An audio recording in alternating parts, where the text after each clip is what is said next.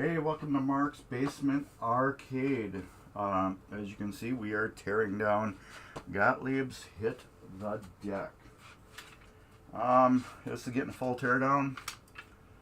I'm gonna tear down the playfield completely, get everything off, move everything, clean everything.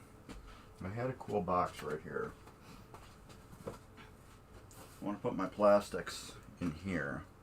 I believe I have two cameras going. There. I got two cameras going, so what I'm going to do is I'm going to take this one. This is the pain in the butt one. It's the best camera. However, it doesn't move the best. This is more of a pose camera, and just put it where you want it camera, and that's it. There. You can see all that. You can see all that. Let's just put you here. So yeah, if you got any questions about this game, feel free to ask. But like I said, I am just going to start tearing it down. I want to see how good the battery is on this one, which is good.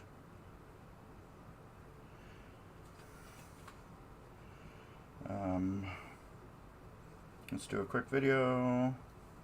Always get your camera with pictures going. Alright, Gottlieb Hit the Deck. Just recording a little beginning, real slow, just in case we get any oddities. And the first oddity I remember is I have to get rid of my Phillips bit and go to a flathead bit,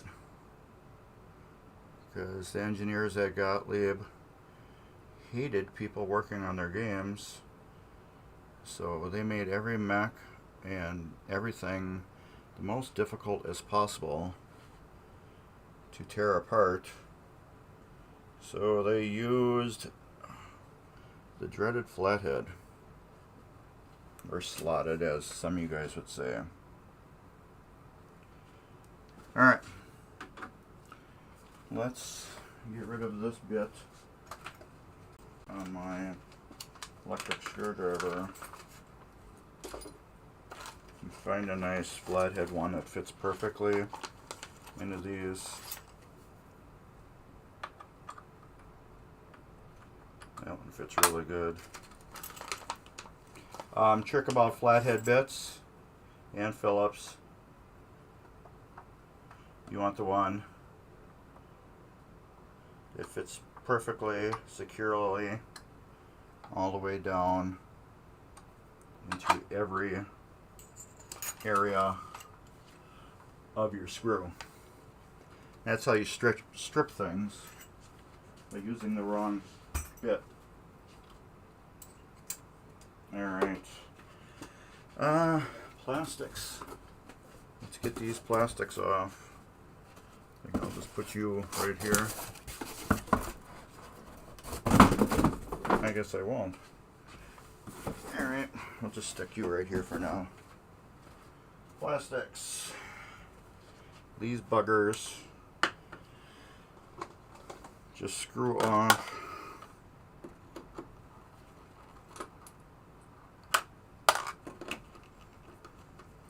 I don't know if I will be reusing these or not. I do get some new ones. Put my magnet away, and now after I just dropped that one, I realized I may need it.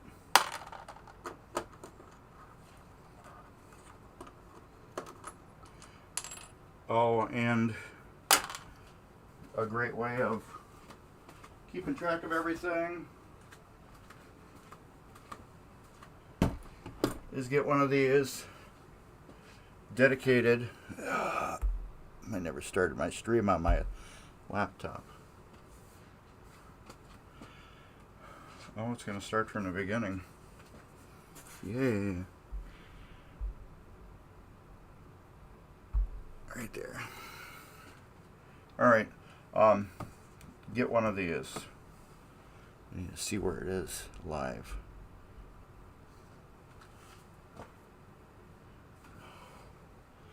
Let's just do this. Refresh it. Get a tote.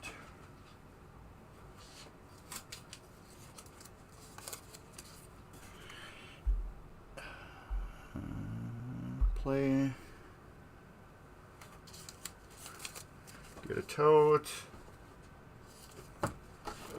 Label it.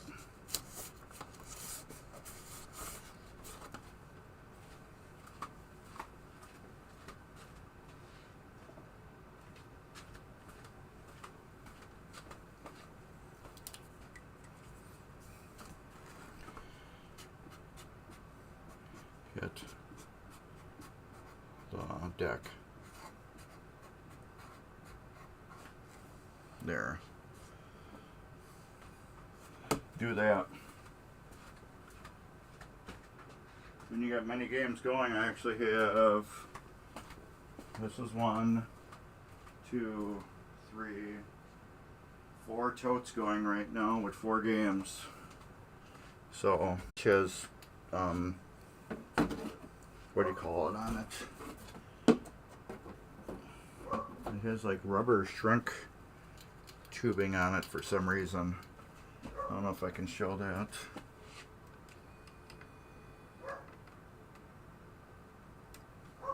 Right here. I don't know why. Oh.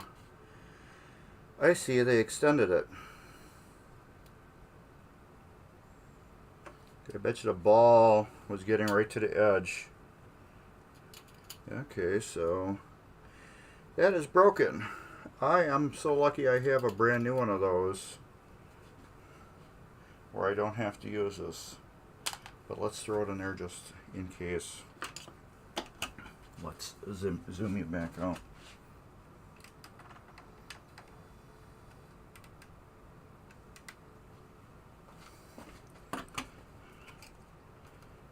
I need this.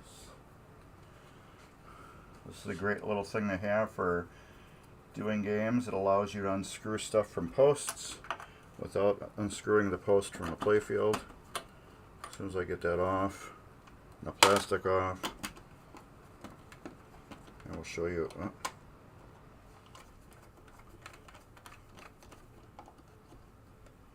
I will show you how it works.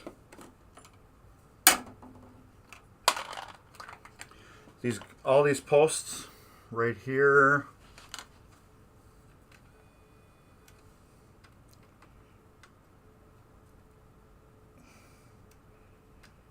I'll have like a nut on the top, and this just keeps it all from spinning.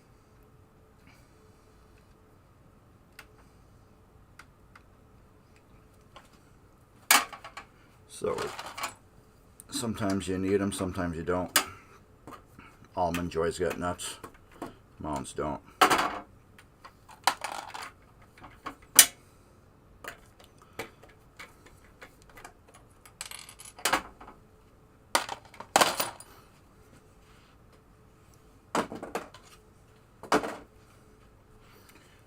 Sometimes you need a nut, sometimes you don't. Almond Joy's got nuts, Mounds don't. Sometimes you feel like a nut, sometimes you don't. Generally, you don't need that. I should say generally you don't. Once in a while, you do need this tool. You can get this at any of your big vendors you get all your stuff from. I happen to get mine from PBR. I also have one from Titan.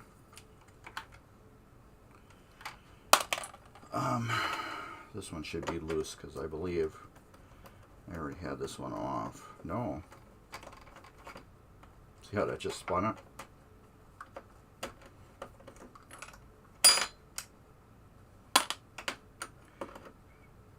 No. Tell right away by the way that moved.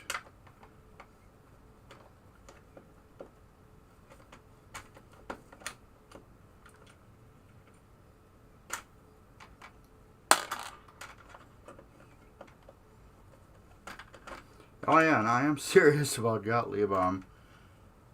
Not making these games friendly for people to tear them apart. Is that it? 4 pieces of plastic? Yeah. If they did make them easy, why would they use these Phillips screws and make such difficult mechs? Okay. These are plastics. And they can go into the box. Those are plastics that will not be touched by anything. Some of these rubbers are in really good shape. Like this rebound, this will get reused. Because I know the owner of this game, and he told me a little bit of the history of it. So as for this rebound, I will not use it. And same with this gate here. I'm not taking it off to clean it because it is in mint shape. We can take these screws off though. And this. So let's just back you up a little bit.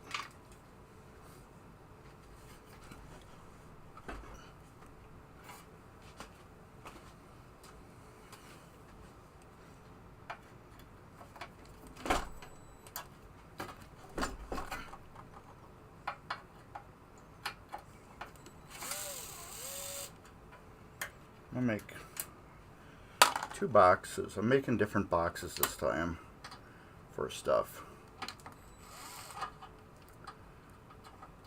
Other than what I usually do.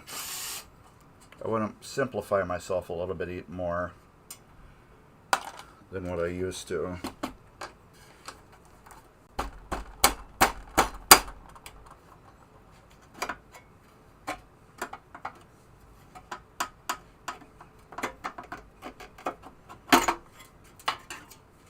Ooh, look at that. It is nasty dusty.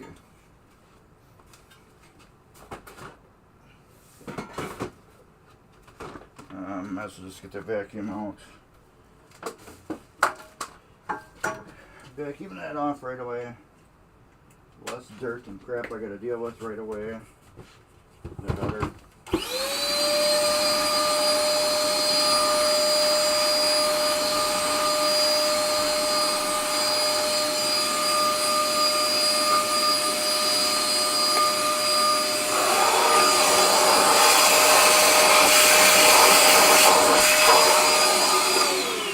That's like some sticky dust.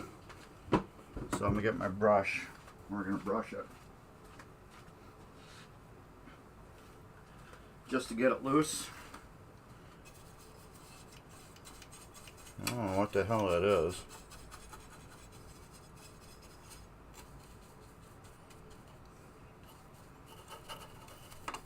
It's like dried dust for some reason. It's like dried stuck to it.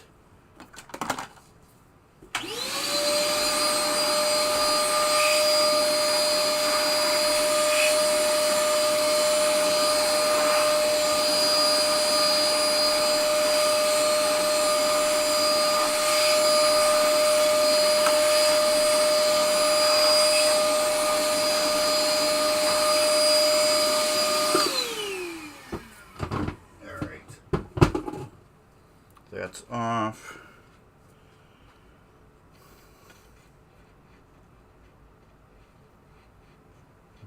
What is underneath there? We have 2 screws here. Come off. All right.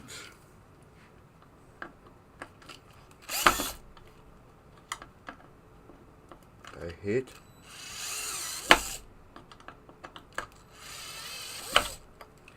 These screws.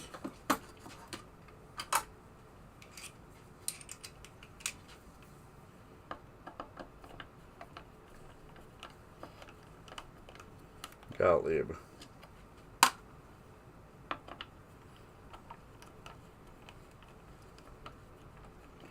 I'm gonna have to change my bit on that screwdriver too. I'll put these in a different container because those I wanna tumble. No question still. It's alright. I can rattle on. Let's try that one instead of this one.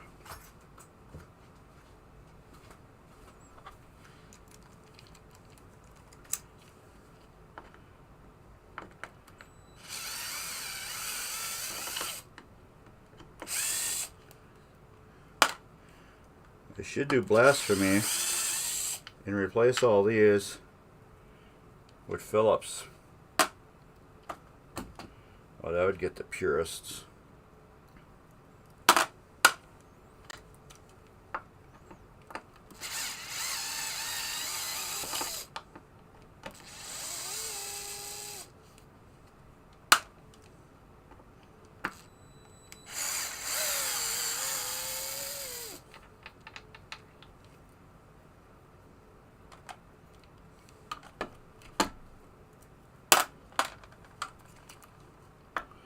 Sometimes you feel like a nut. Sometimes you don't. I'm trying to be like ultra stupid careful with these. Since they're Phillips, I like to know how to factory put these in so nice without jumping the playfield or anything like that. Does anybody know anything about that? How Gottlieb did it without any damage to anything.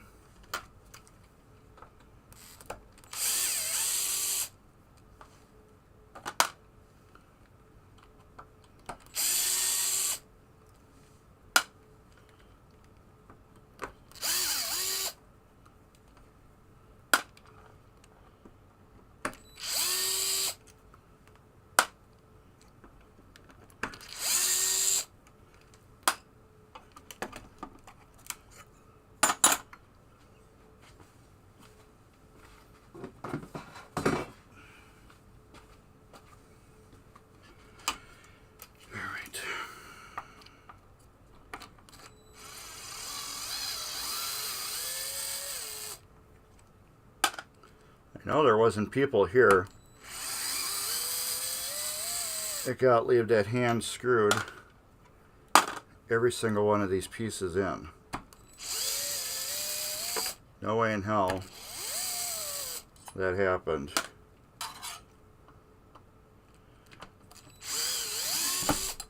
So that's my question. How did they do that?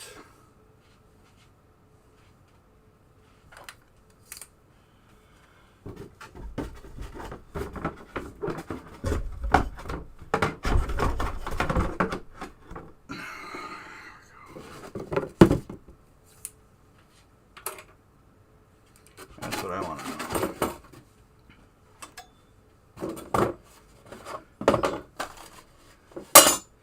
How did they do that? Put all these screws in here without jumping off the screw and hitting the playfield at all. They must have some wicked cool type of screw gun that had some type of protection on it.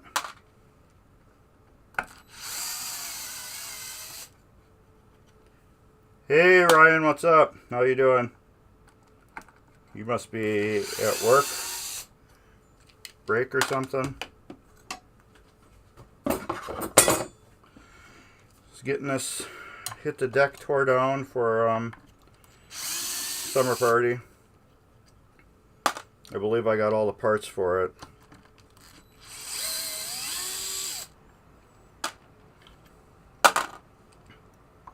I believe.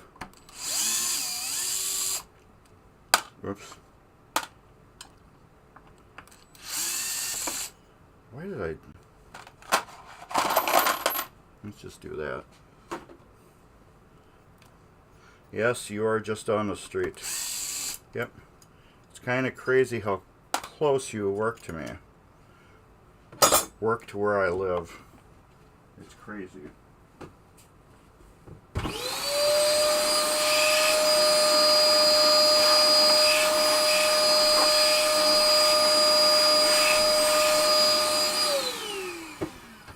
There.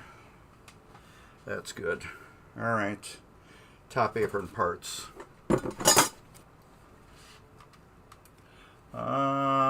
Maybe we'll flip to that camera.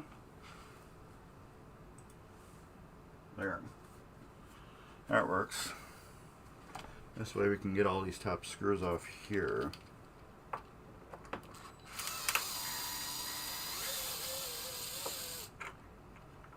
I want to take a picture of these.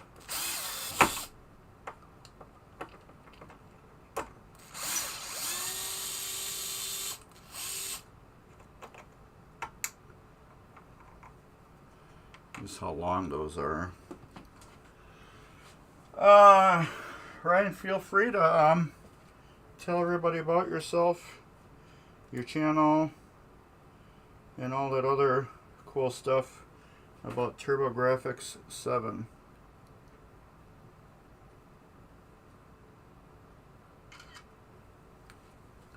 Oh, this is my son's old phone.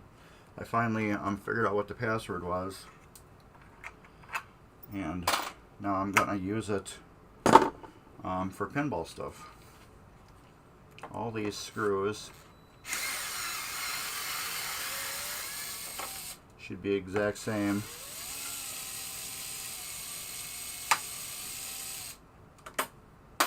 Yep.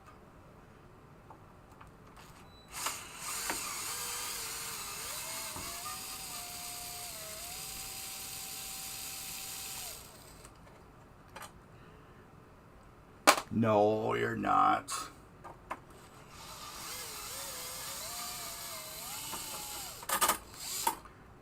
Ryan is a streamer that's been streaming actually longer than I have.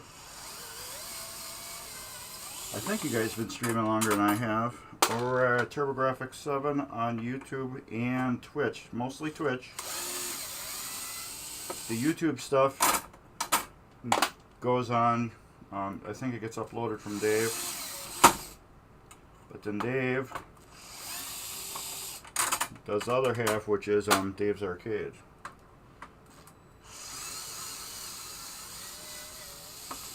Like this, it's still got the tag with the serial number on it, and they all match. That's gonna be a fun screw.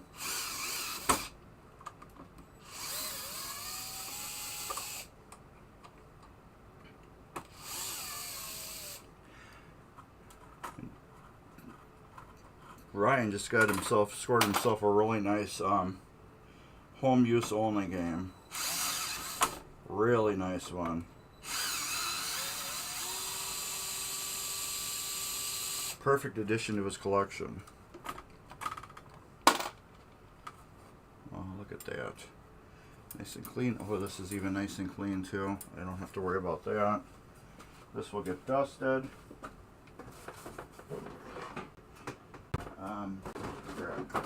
We're going to put that here.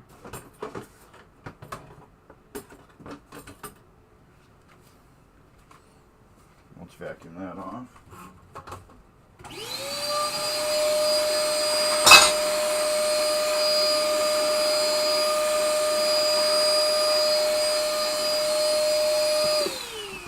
It's got this weird dust on it. It's like a powdery Yeah, Borg Dog is the man. Look at that, you get a game for Borg Dog and Borg Dog finds a game for you. That's what you call the buddy system right there. Let's get this off. Here we go, it is a real Hit the Deck.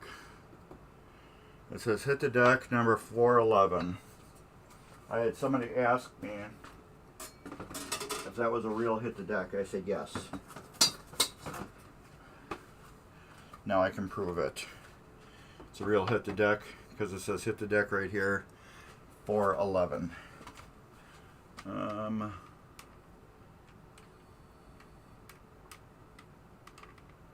know you can't see it that good, but there you go. Everybody did win. Oh yeah, Dave made out on deal too. There we go.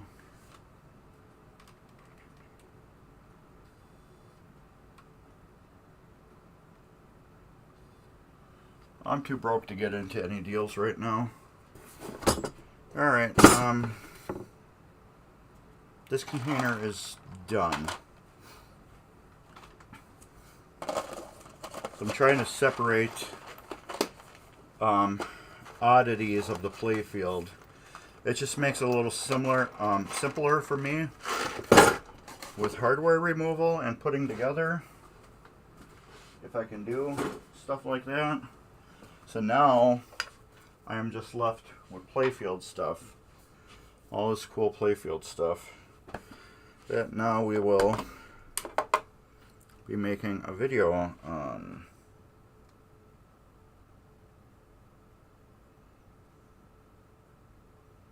Okay, here we go. Alright, we're back at Hit the Deck. Metal here, nail, nail, nail, nail, straight, got a little bend right here and down. Here's another one with a nail, flap, another little one with a nail, a bigger one.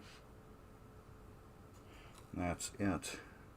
This we will be taking off very carefully. There any other nails, Mark? Nope. Okay. Look at the rubber. Screw, post, screw, post, screw. Post, post, screw, post, post, screw, post, post, screw, post, screw, screw, post, stand-up thingy, posts, screws, screws, screws, screws, screws, screws, posts, screw, post, post, screws, post, screw. I think that is everything. I will just go over and down it one more time, trying to make these videos even better for myself, because a lot of times when I do these, I will get every single thing except for one post or something. Everybody gets a car. It sounds like Oprah.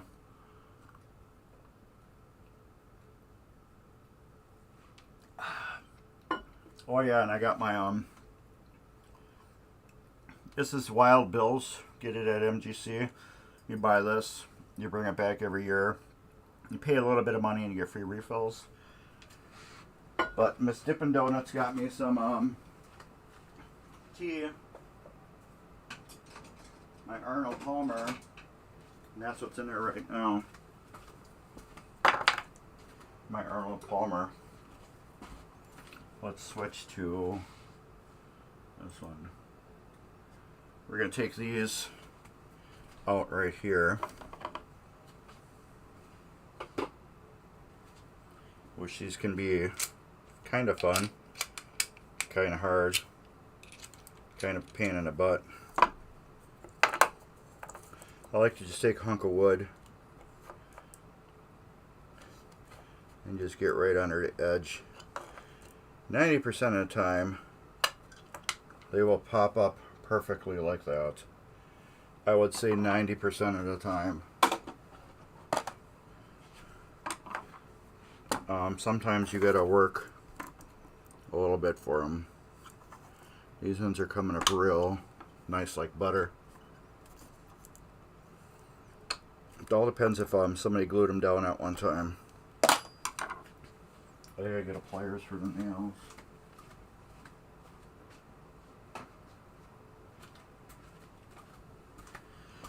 All the stuff that I'm putting in here will be all the screws and nails. And, oh, that was in there good. They will be getting rock tumbled.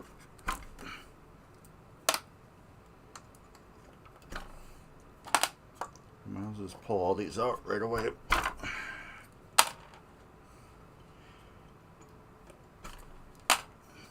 Get the nails out.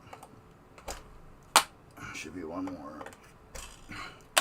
These nails are there to, they help support the, what do you call it? The plastic a little bit. Oh, wow, there's one right here. I didn't even see it.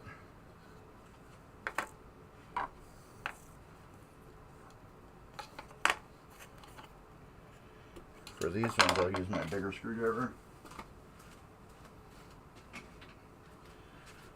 Since they're already up, I can get a little leverage, more leverage out of them. There, I should just be able to get my fingers under there. Nope.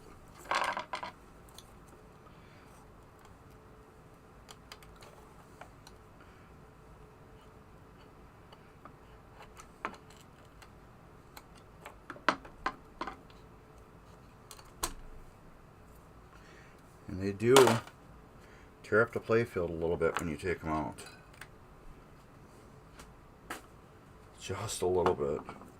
So that's something you gotta want to live with. But I want to get this playfield nice and polished, so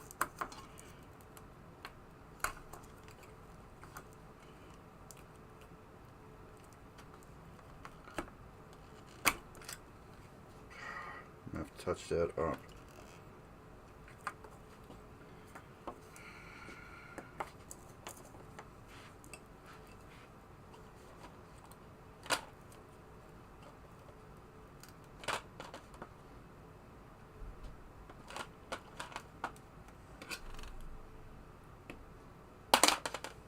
Yeah, it took a little color right off there. But I'll be able to touch that up. And you won't even notice that.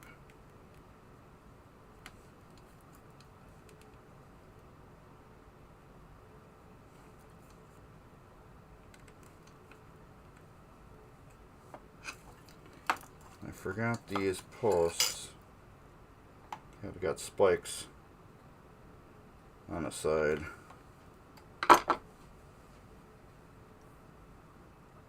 You can see them right there. That's how they hold. What's the oldest game I have worked on? And the oldest game is ooh.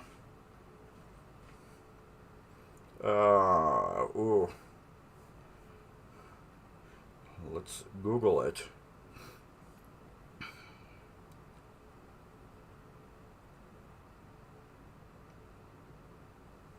It is the oldest game I worked on, and it is the only game that failed me that I could not correct and fix. 1948 Exhibit Contact. No. That's not it. But it is Exhibit Contact. Okay, that's the wrong one then. Here we go. Yes, 1939, Exhibit Contact. It is like a aviation style machine. It's got like bi-wing airplanes flying onto a like aircraft character. I actually made videos for it. I got a whole series on it, except for the whoever owned the game before the guy bought it. Yes, it's flipperless. Let me see if I can get it up. Whoever owned the game before the guy that bought it decided to do some work on it. And decided to take a couple wires out of the harness and not document where they were from.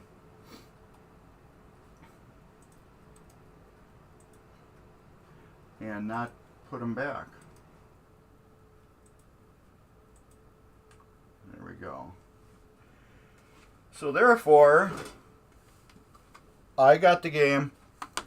As you know, any of these games here, if you take them apart and put them back together exact same way, which means switches, when they're open they're not touching, and when they're closed they do touch.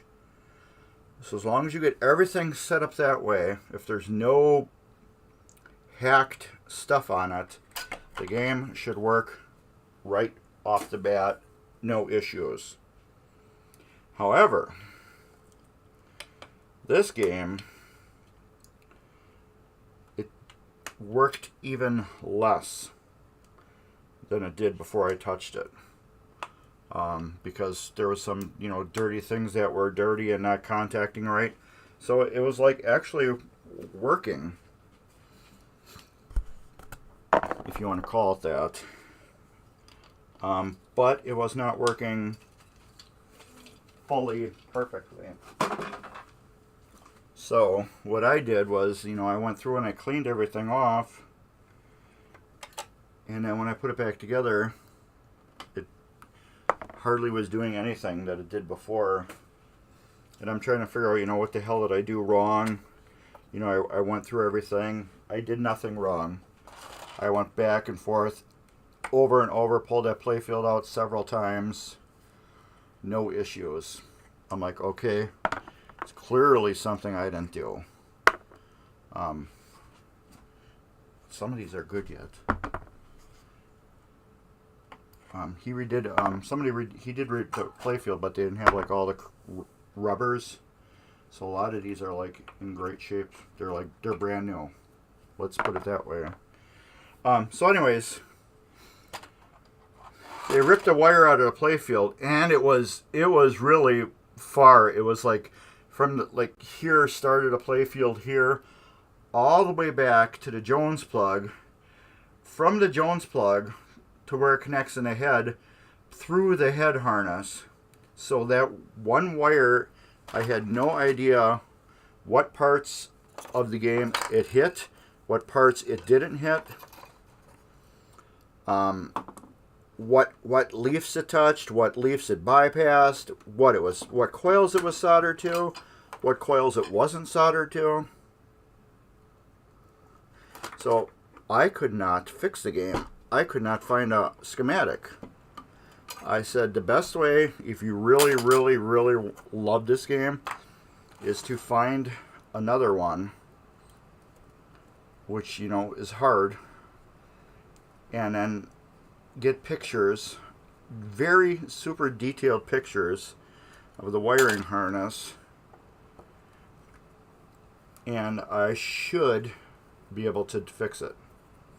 So I ended up not charging the guy anything. I just kept his deposit on it. That's all I could do.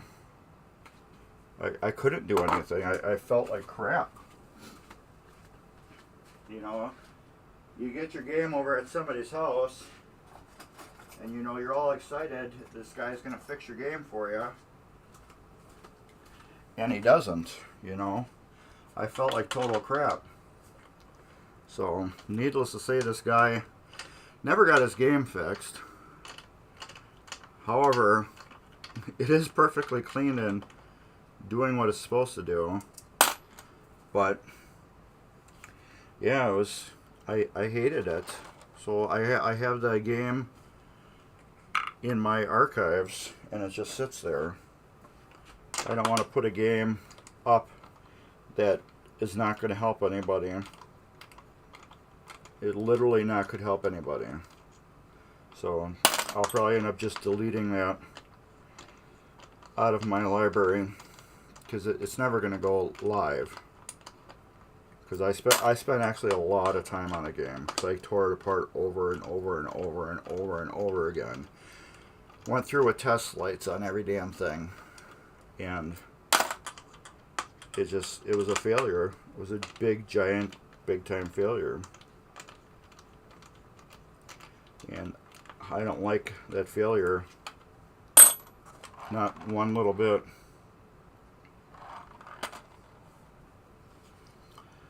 Any more of those weird posts? No. Before I put this back, I got this one here too. Okay. Well, I'll throw it just on the chair right next to it.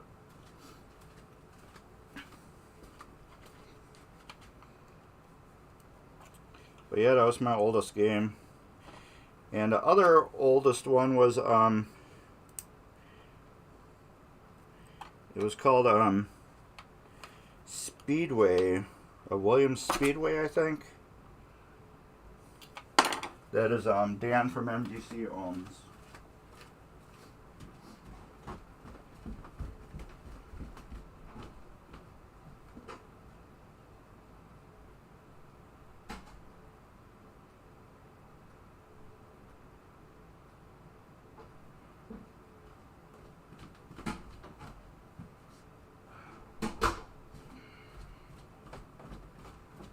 That one, I believe, had flippers, but they were like controlled by they weren't independent, they were controlled together. I had to go upstairs and get a spatula off my other pinball machine. I get these nails out.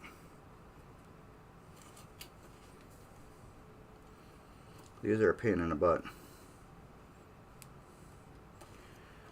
to get them out without bending stuff, bending the metal. That one will come out no problem. It's just this one I'm having some issues with. It's coming though.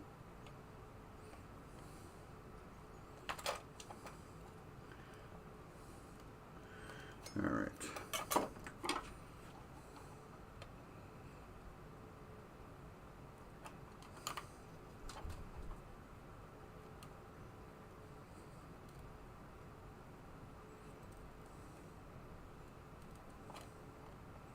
You can get behind a little bit. It's easier to do.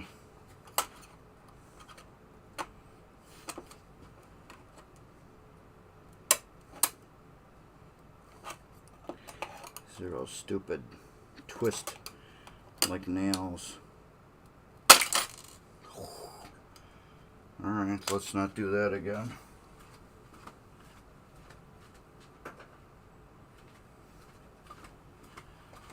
Magnet. There. Put the magnet on it. And then when I pop the nail out, see? Another little trick. Okay, let's put that over there. That can go in there. That's got to get hand polished. Another one.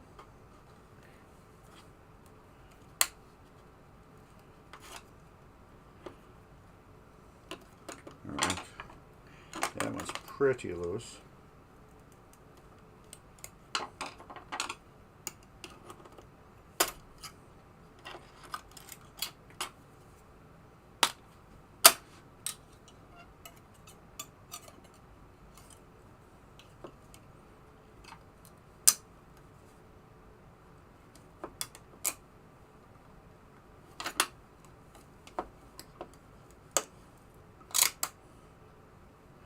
But yeah, that's my oldest game I've ever worked on. It was cool though.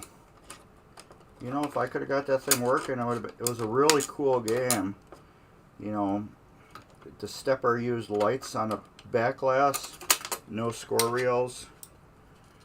And then a plane, when you would do things, the plane would fly around on the back glass, which was really cool. Yeah, I can go back on the stairs. I actually think I got one down here. But those work really good if you have a really super stiff putty knife. It's like the only way you're going to do them. Alright. I need another bin. But yeah, that's the only way you're getting those done. I need my little tool thing.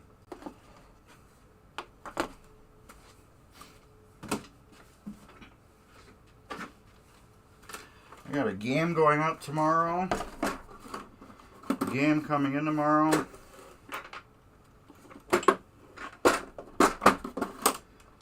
And then I can get back to schedule. I got games here I got to get done yet. As soon as I can get this game out of my house, I can start working on other games. I need to get some games set up. They have to actually be set up. Blast Off is just waiting to get set up, and I have no room to set it up right now.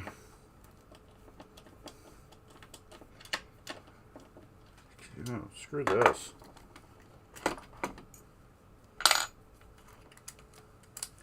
Yeah, let's do it the easy way, Mark.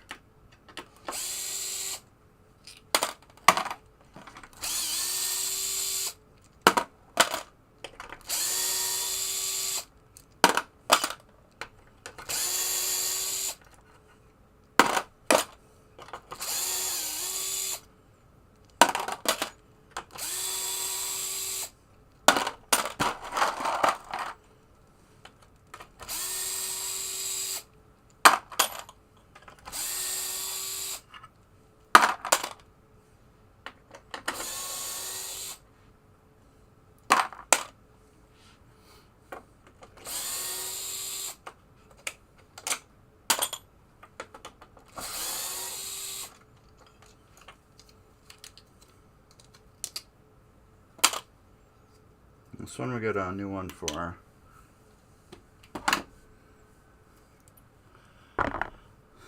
Those, I'm not reusing those rubbers. I'm saving them.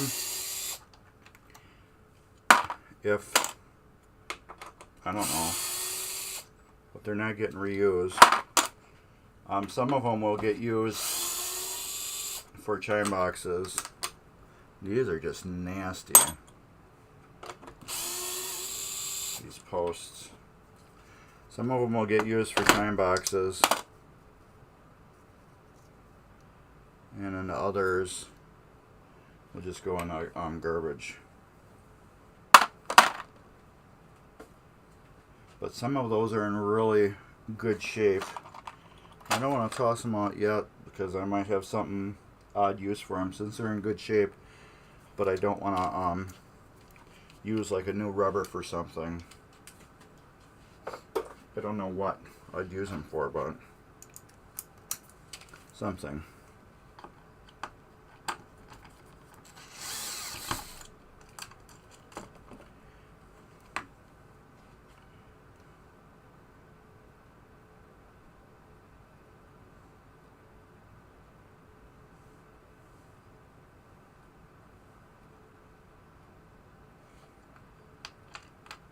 Let me just take that off all the way so I know what's going on.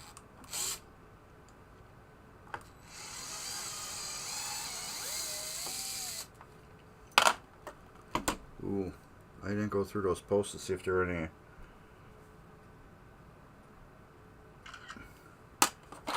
short or tall ones. It's the number one thing you need to do, pinball people. when you do your posts. I didn't think there would be any in here, that's why I didn't. No, they're all the same height. Some machines, when you take them apart, will have two different post size. They're usually on newer games, not older ones like this. Usually. This being a Gottlieb, still using the 60s playfield technology. I didn't expect it. So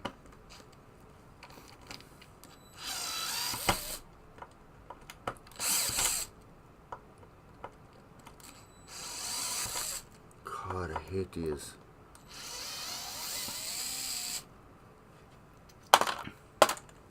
I still just might replace all these screws. Bit my finger. Why is there a hole there? Oh, I bet you when they screwed this down, it went right through and they backed it out. That's odd. Yeah.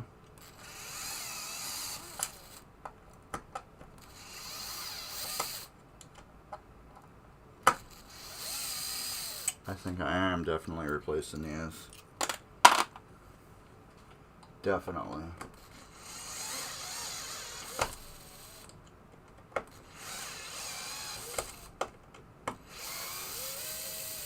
I still want to know how Gottlieb put these in. If anybody knows how they did all these flathead screws without them slipping off and causing any damage to anything, let me know.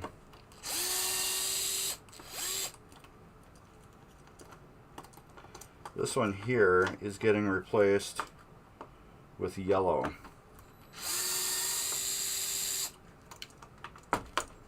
I have 3 of these that are broke. It's got a crack on it.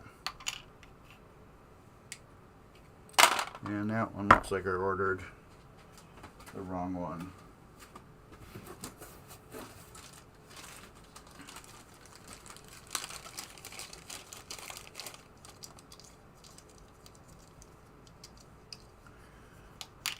I didn't. Whew.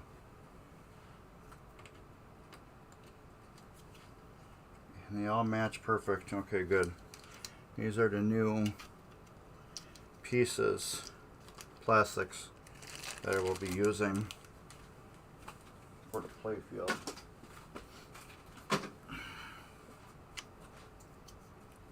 This is a good one.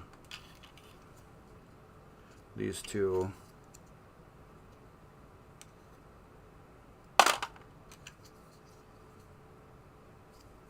Which one was the other bad one? That one.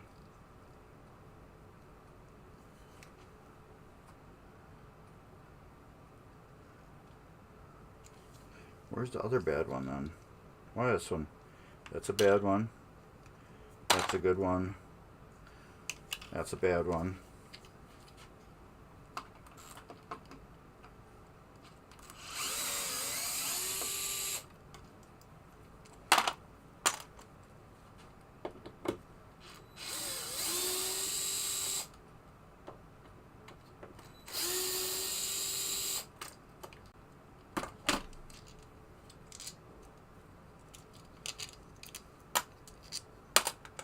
That's a bad one.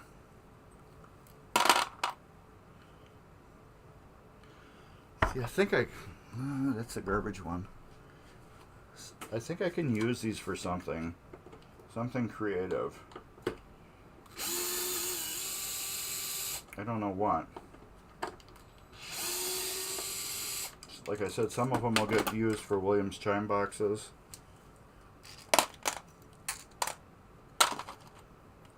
Is that the broken one? I sure hope so. No, but it is broke a little bit. Oh well, it's getting reused because I didn't see that was cracked. I'm not making another parts order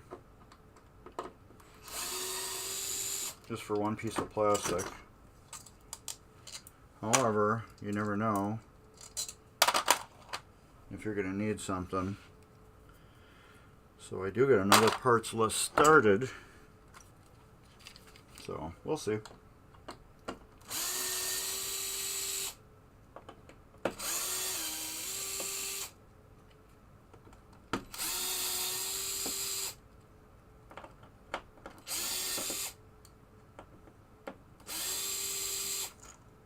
I swear I'm going to replace these all with Phillips.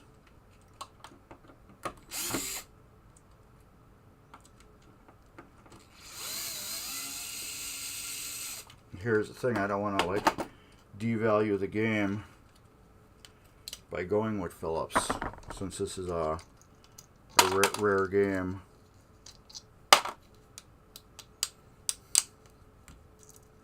Come on, we'll just unscrew you out then.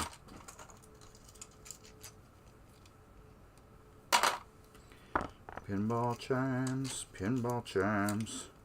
We can use those for pinball chimes. These will get a nice ultrasonic bath.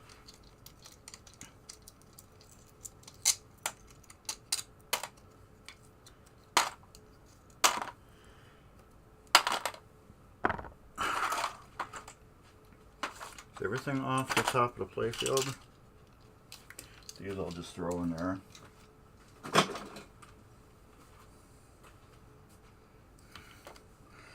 Everything is off except for these couple stand-ups. So this, I'll get a lid on it. Thrown in there. Bulbs.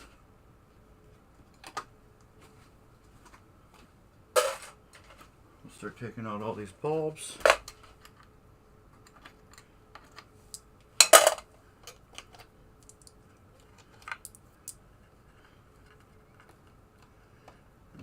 You don't want to come out.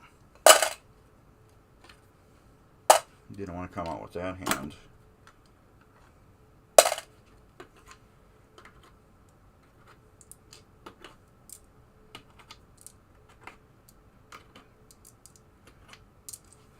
I have to fix this one here. Alright, we got 4 more things to pull out.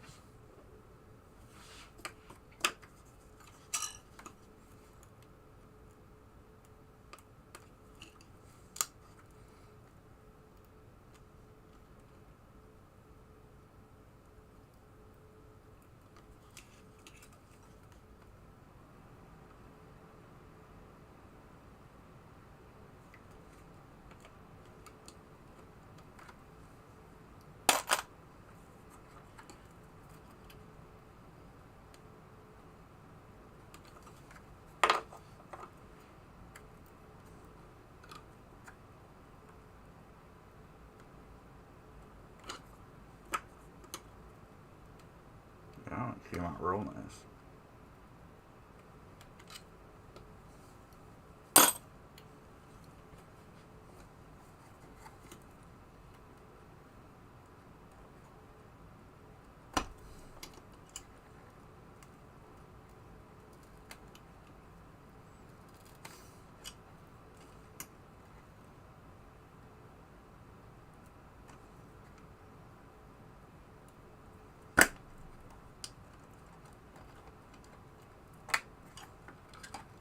That one I bent a little bit. Or was it bent going in? No, I bent it because it bent real easy. And then one left over here.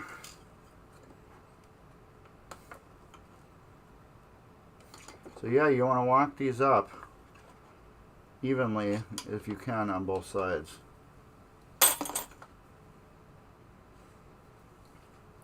Is that it for metal stuff on top of the playfield?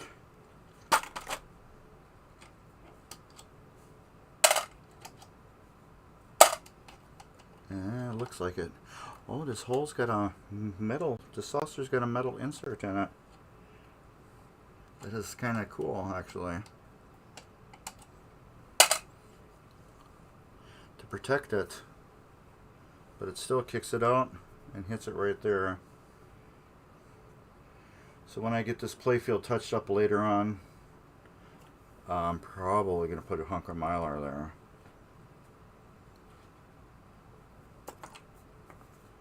Alright, I believe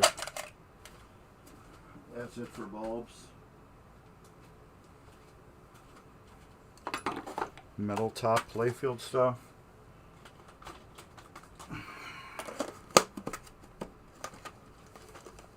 Alright, next box we're going to do will be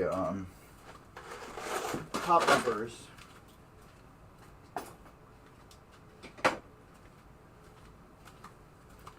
And in pop bumpers we will do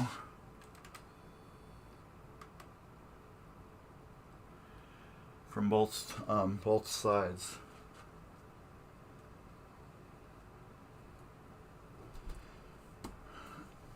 We do it from this side and the other side. Pop bumpers. There's going to be 2 screws in each one that hold it down. So first we will take those screws out.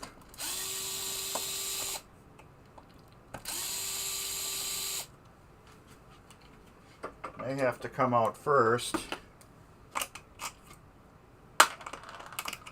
because the pop bumper body, ooh, they're held down by something else.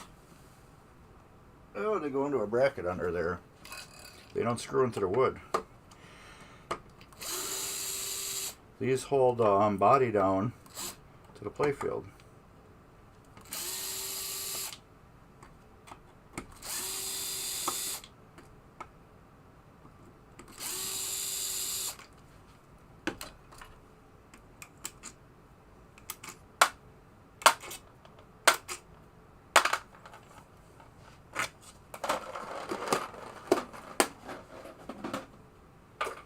I believe that's it for the top of the playfield that I can get to. These come off from underneath. Everything else will come off from underneath. I have to fix this K too because it's crooked and it's killing me. But that goes from underneath also.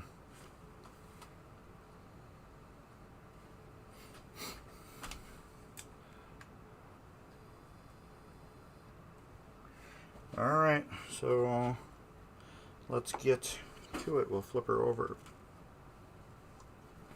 Just make sure there's nothing else. No. Alright.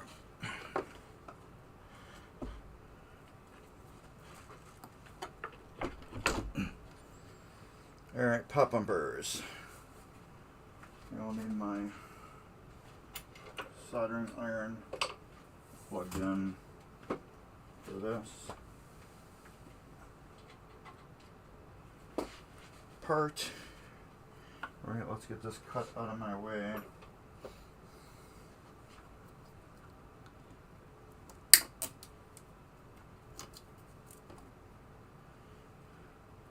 This is just something I do. Keeps the harnesses free out of my way. It makes life easier for me, let's put it that way. Alright. I'm going to take you and move you over here more so you can see kind of more what I'm doing. I should actually move my computer out so I can see that a little better.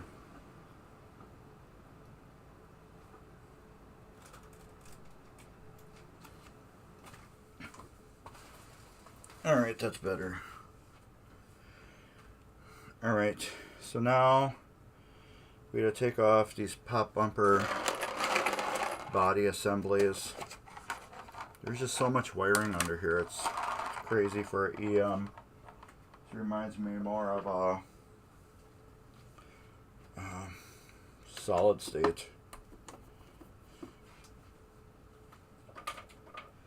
These are the screws here that I'm taking out, are for the rings.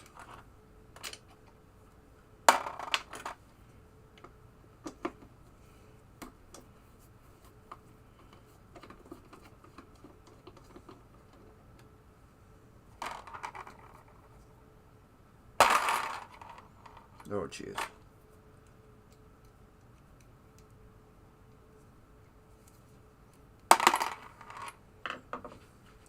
Well, there'll be 3 screws holding down this pop bumper.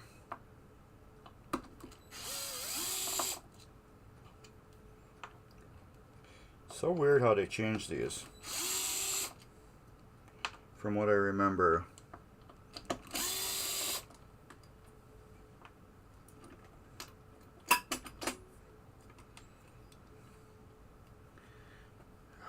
I do not like that, how they did this.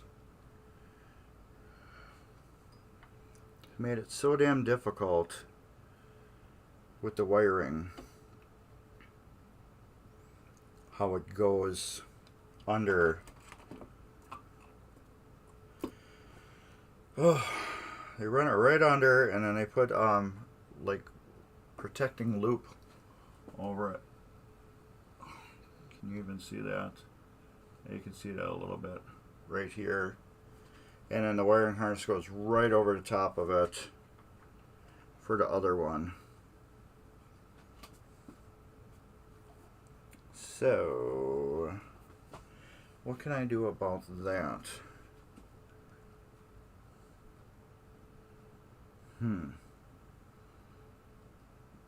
I think I know what I can do. What I think I will do is pull the staple out here.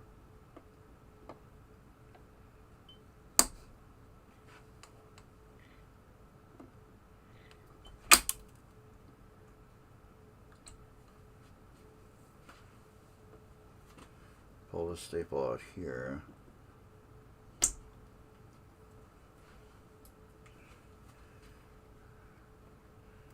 Oh, this sucks. It's horrible design. Alright.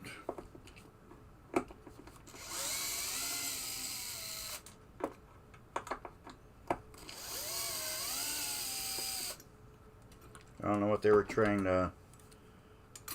Like I said, Gottlieb does not like people to work on their machines. Alright. So get that out of the way. See, now this harness goes right over the top of everything you need to solder.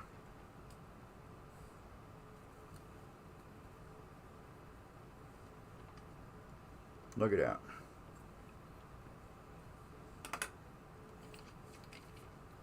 See how much I can move it. Probably not much.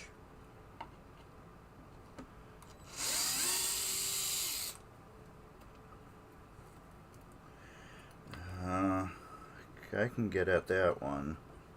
This one I can probably get to if I move all this. There. It's a horrible picture.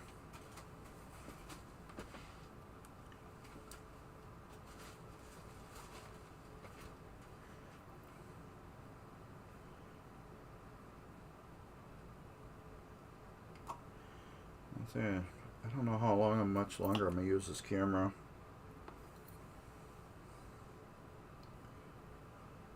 Is there a brightness? Oh, I don't want that. Let me see if there's a screen brightness on this. Settings. Display and brightness. There.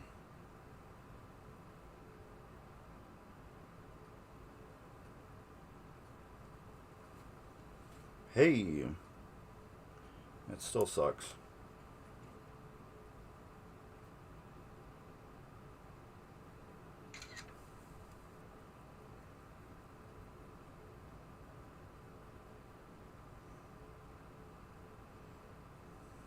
can make it out.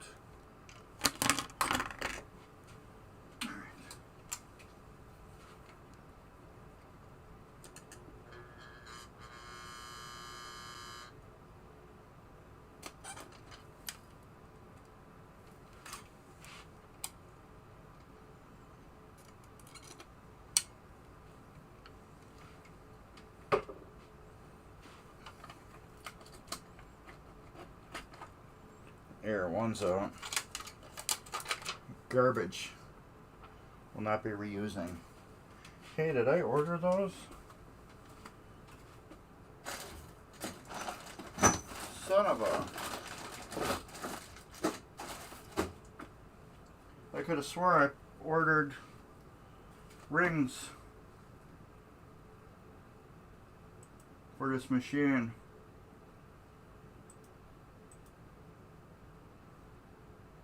Sent.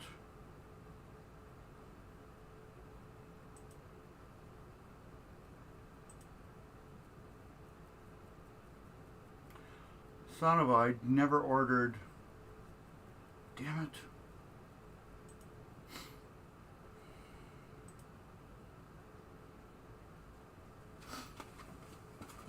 I didn't order top bumper body rings.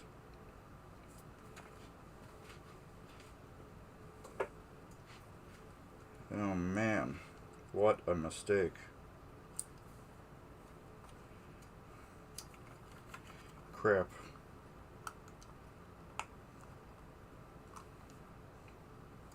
Well, I'm probably gonna have to order those.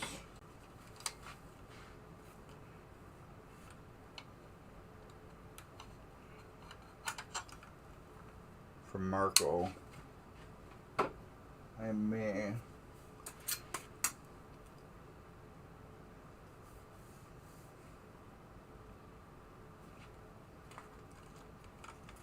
Just because Marco's will ship stupid ultra fast.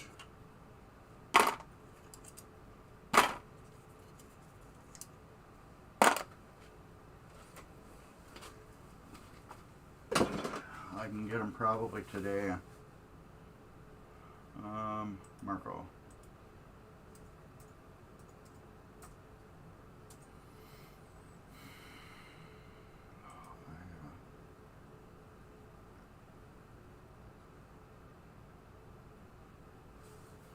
I gotta take a picture of this order and delete it all.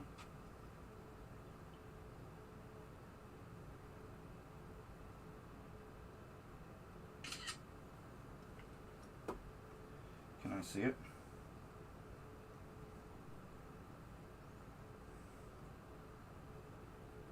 Yes. Delete. Delete.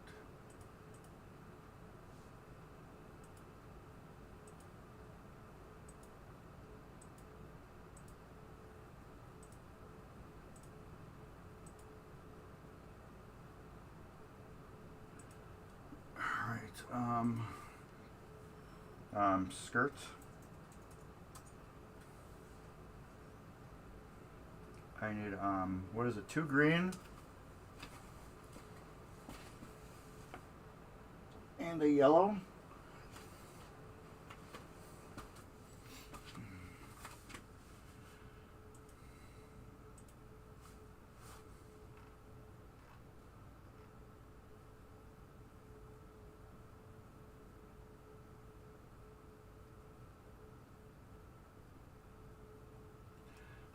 Got them separated just by Gottlieb. Oh, there we go. Link into tab. Open link into tab. What else did I need for this thing?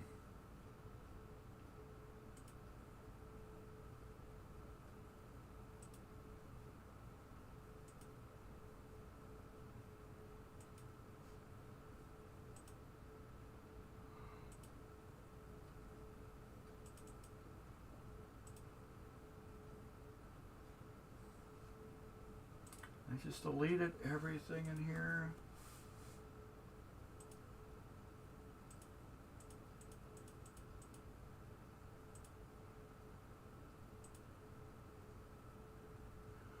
least I can know.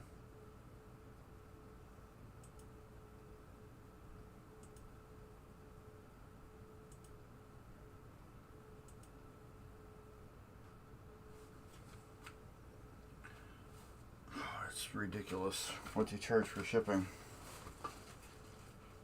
Alright. So at least I'll get them like stupid quick. Yeah, I'm tearing down everything. Well, the thing is, if I order it from Marco, the parts are coming from Steve anyways. But the only problem is, if I order from PBR, it's going to take a damn week to get them. If I order from PBR, I'm going to have them in 2 days.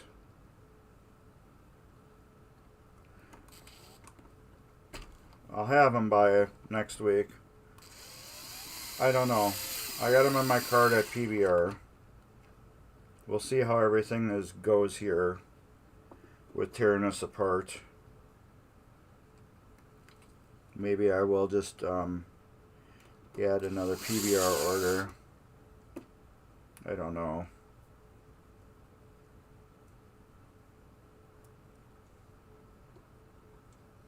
I don't know.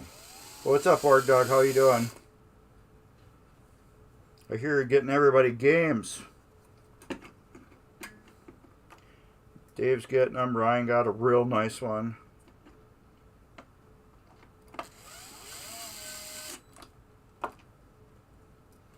Am I in a hurry? I want to have this done by August 19th. No, I'm not in a hurry, but I just placed an order with PBR, and I just got it. I ordered everything for this, except I forgot to order the rings, the skirts.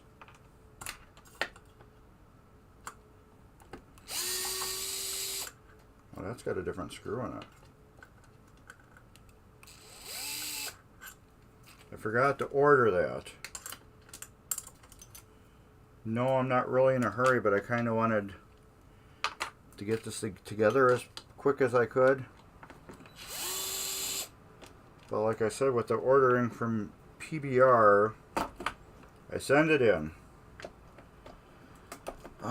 If I'm lucky, tomorrow they'll review the order. And then, after that, then they'll work on the order. It's like a whole week to get the parts. Which, yeah, technically I can wait. But, I don't know. I got other stuff I can do, so yeah, I should wait.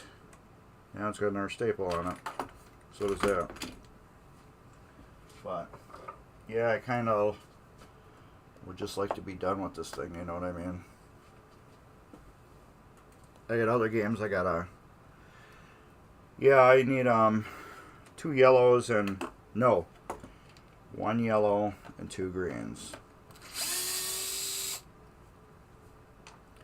That's what I need.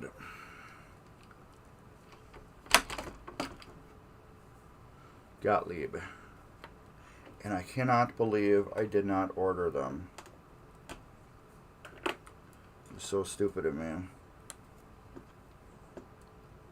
I probably looked them up, meant to put them down, and I just forgot.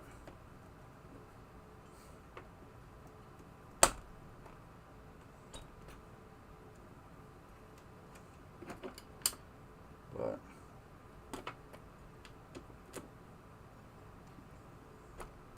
yeah, technically I got till August to get this done.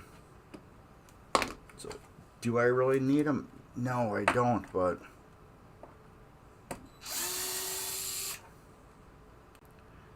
should I? Yeah. I don't know what I'm going to do yet. I don't like making PBR orders unless I got $100 worth of stuff. That's the other thing, you know.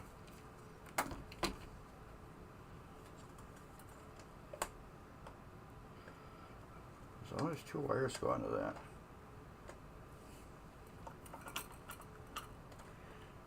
There we go. It's so weird how they did these last of the EMs.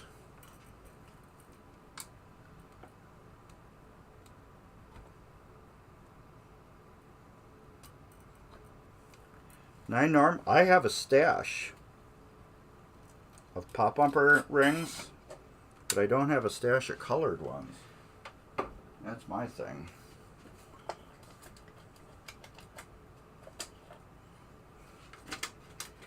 So I can make these white all day, but do I know? I don't want them white.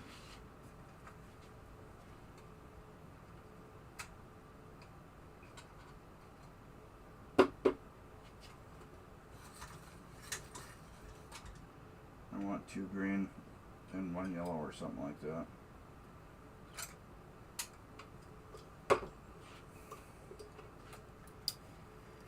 Yes, they do have the best prices, but like I said, I could order from Marco and have them in 2 days.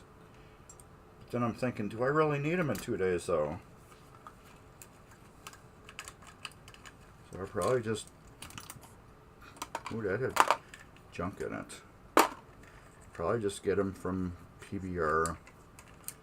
I believe I have another order started already. See, these green ones are in good condition, but this yellow one is all chunked up. I need to switch my OBS back on. It's going to be $19.53 to get 3 of these from Marco, which I'm not about to pay. See? They're all chewed up there and over here. After looking at that, I am not doing a Marco order for skirts. It's $20 for 3 of them. So I guess I'm just gonna wait on PBR.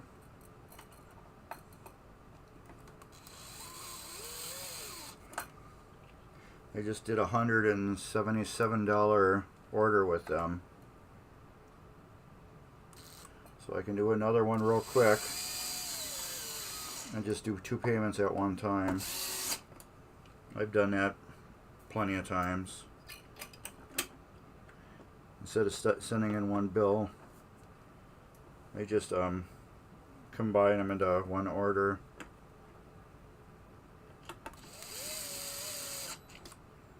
So I'm putting this back together now, so I can I want to polish the playfield next, but then I got to get all the rollovers out of here too.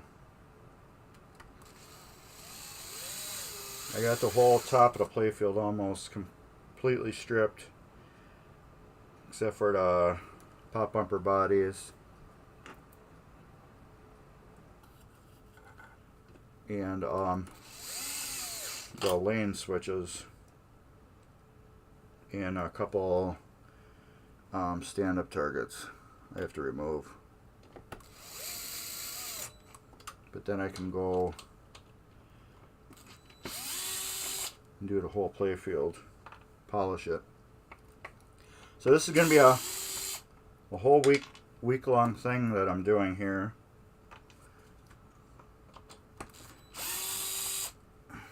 I don't know what time I'm going to do it tomorrow, because tomorrow I'm delivering a game. Doing a deliver and pick one up. So Board Dog, are you into odd low production number games?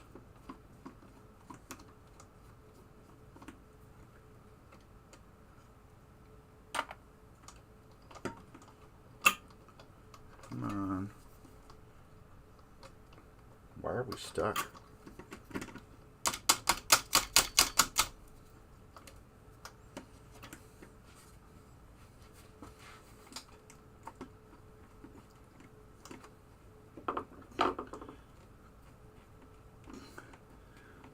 stuck. That is weird.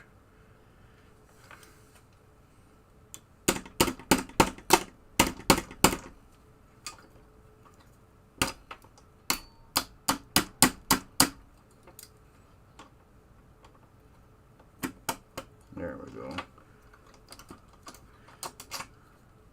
I was just like totally stuck and hung up on there. This one is 225.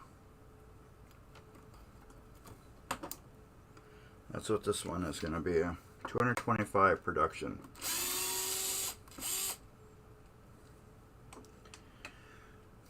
I do not want to do anything to this game. I just want to pick it up and get rid of it right away. So I don't know if you got my, if you're interested in something like, not Hit the Deck, it's a Williams game. If you're possibly at all slightly interested in a low production game, shoot me a email and I will send you pictures of it. So like I said, I just want the game gone. I'm just picking it up and I'm not planning on rebuilding it. I just want to get rid of it, if you know what I mean. And since you're coming to Wisconsin eventually anyways,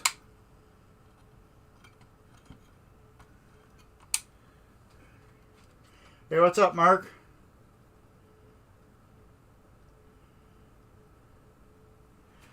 No, Hit the Deck I won't be getting rid of, I don't think. This is what happens when you take your wife or significant other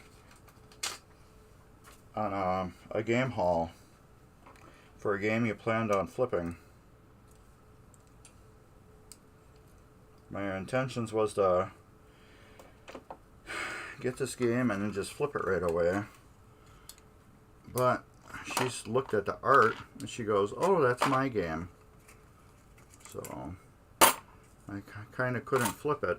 But however, the more I looked at the game, the more it is just so different that I don't want to get rid of this game. You know what I mean?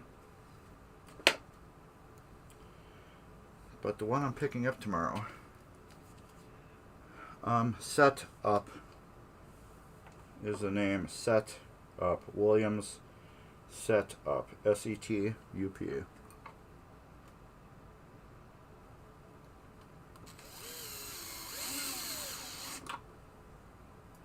But yeah, this game I probably could have sold 25 times already. Hit the Deck. This was in such nice condition when I bought it. And I got it for a song.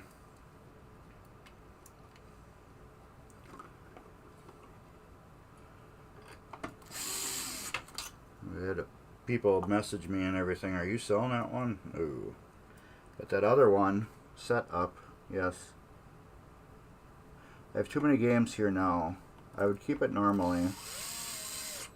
But I kind of just would like to just have it be gone. If you know what I mean. Okay, pop bumpers are done.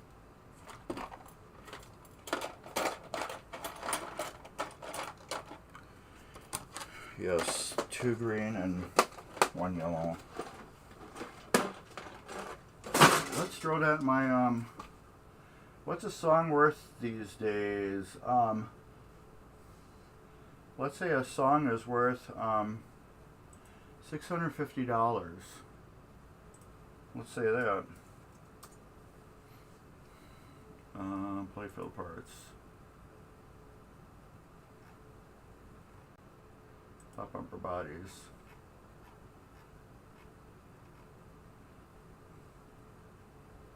Yeah, look, they're stupid cheap at PBR versus Marco drafts. Do I have order? Oh, look at that. I have an order going. A1218G.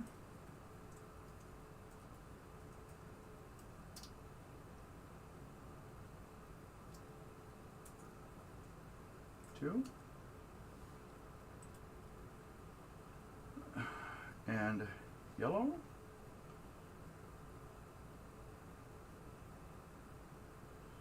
Y.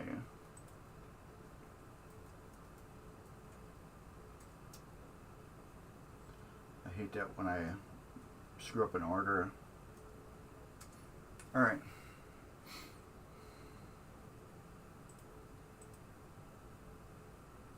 $18G and $18Y. $18G. Yes, those will work. And $18Y. Why are the yellow ones more money?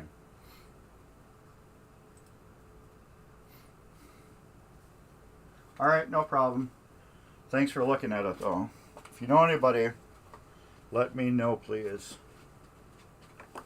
Alright, I got 3 lane guides up here I have to take out, which will be another box. Everything now that I am taking out of the game are all the rollover switches I am taking out.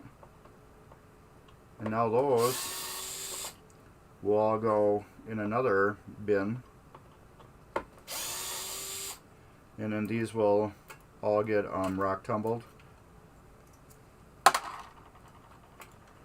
And then thrown. Yeah, they're not in bad shape. And then thrown back in.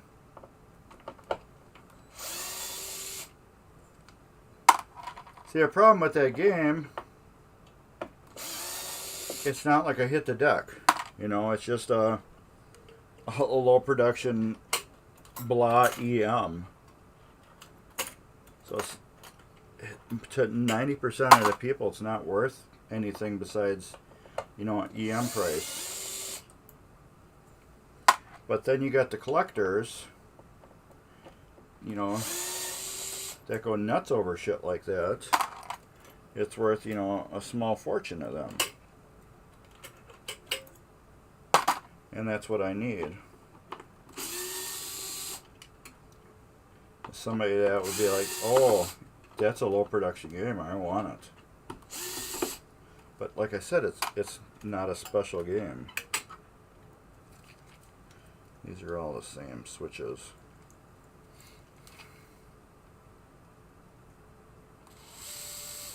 Come on.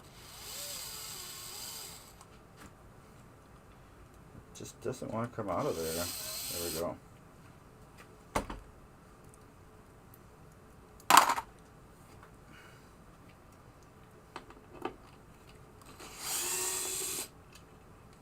Yeah, I don't know how far I'm getting on this today.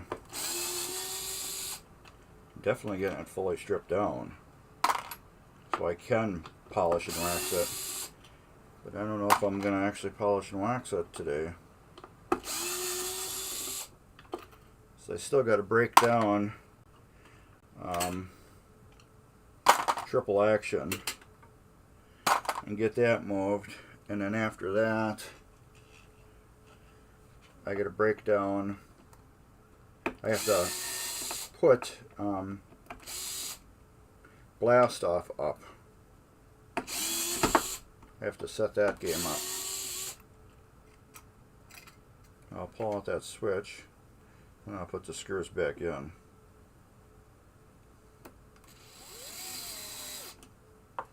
God, I hate Gottlieb in their flathead screws.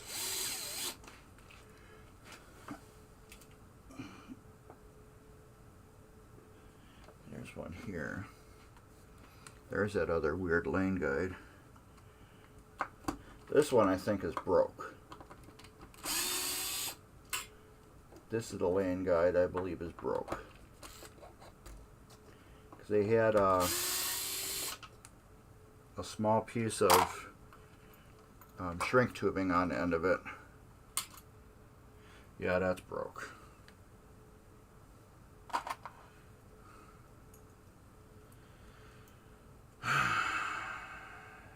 Yeah.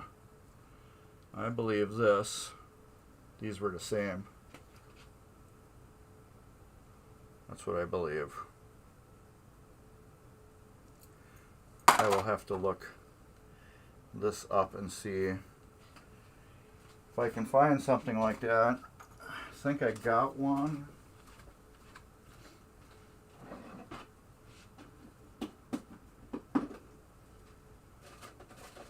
Or two.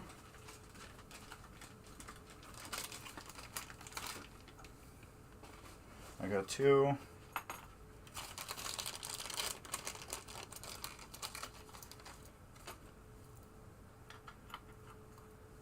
But they're opposite.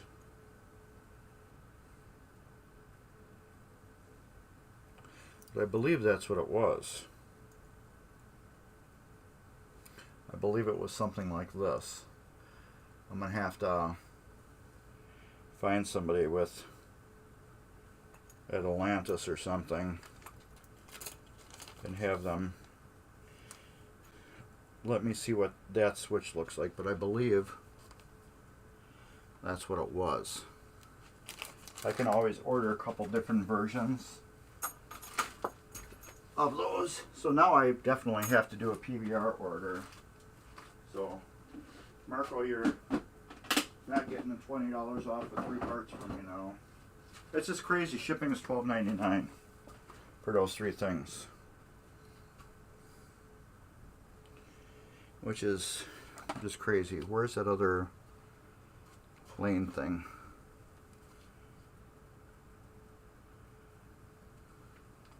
You know it's over here somewhere. There it is, right here. Not lane thing. Rebound switch.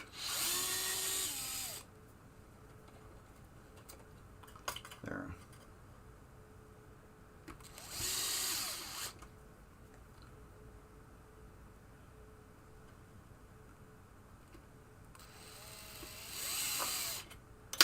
There. All right, let's move you over here more. Oh. We got this area here we're going to be taking apart. Let's get this crap out of my way that I don't feel I will need.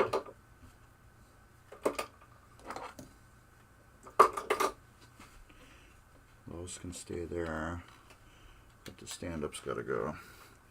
But I want to get these all off yet.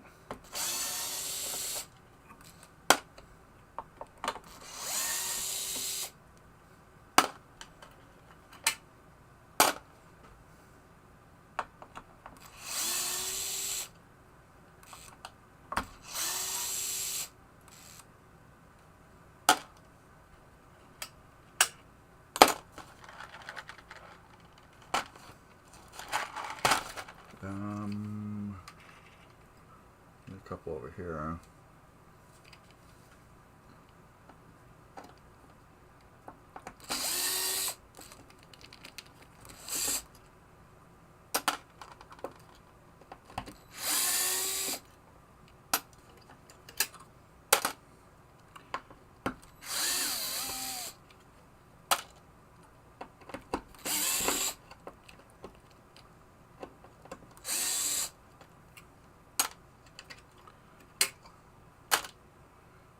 Three over here. There's so many of these right here.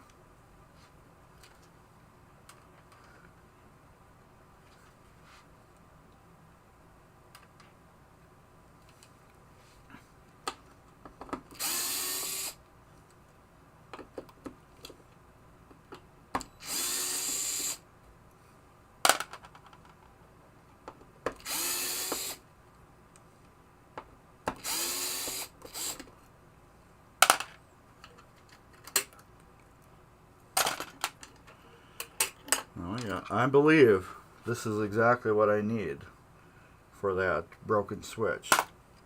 Because every other thing's been exactly the same.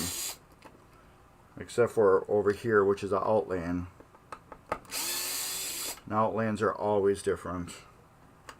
They got the point on one end.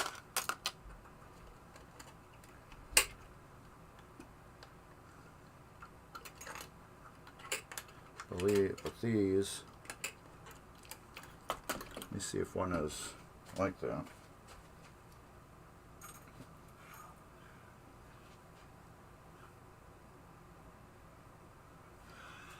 I had a chance.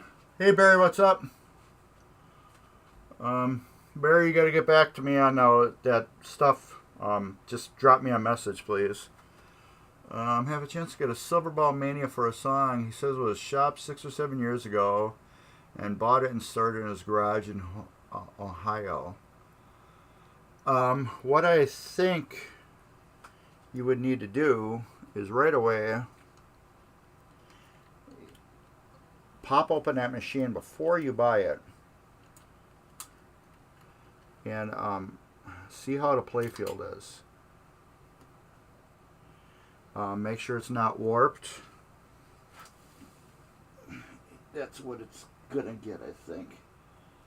I don't know if that's gonna do the job. Check the playfield, make sure it's not warped. Any weird moisture damage done to it.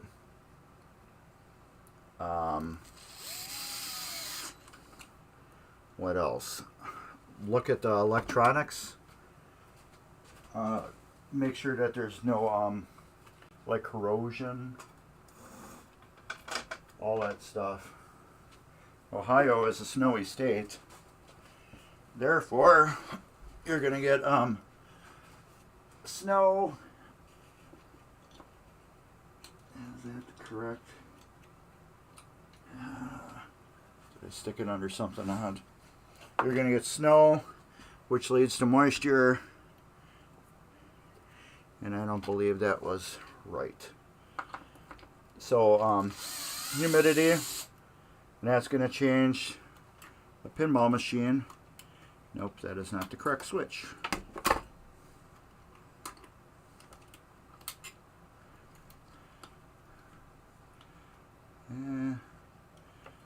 So that will not work. So yeah, so check all that stuff. No, that is not the correct switch for that type of mech. Or is it?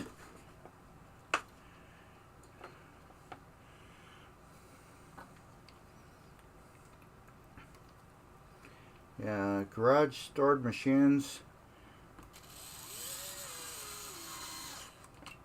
are not my favorites. That is not the switch. Okay, we need an oddball one for that.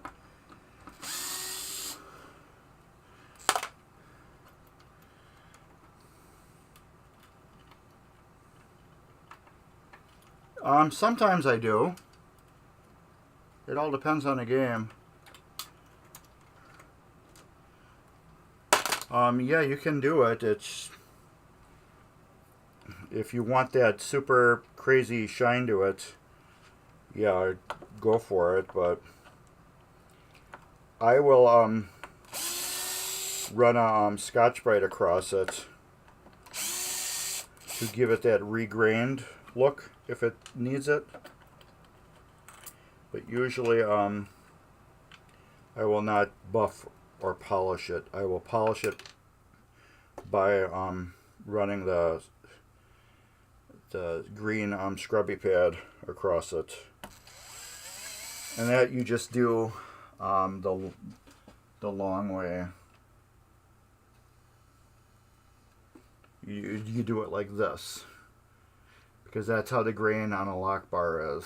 So you just do it like this the whole way, you know, wrap it around and stuff like that. You do not go like this, because it's going to look like crap. But if you go just one way on it, it will look good. So yeah, sometimes I will do that.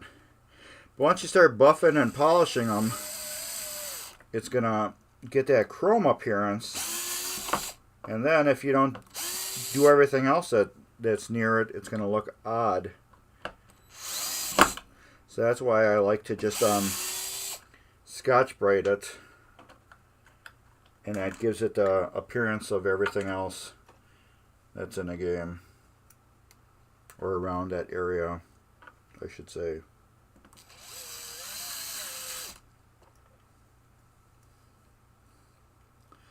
Those red inserts, I will take those out when I rebuild that area. Okay, I got those two targets out. What else needs to come out? One right here. It's got to come out.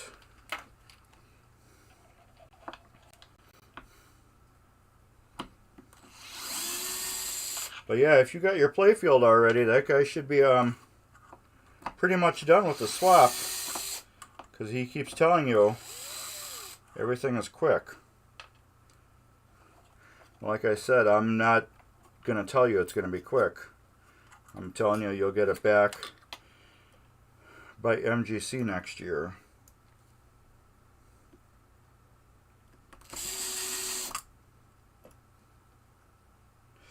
That's because I'm going to fit it in with everything else. So I got games here that are going to keep me busy till, well, not games here, but I have games in the queue that are going to keep me busy until next year.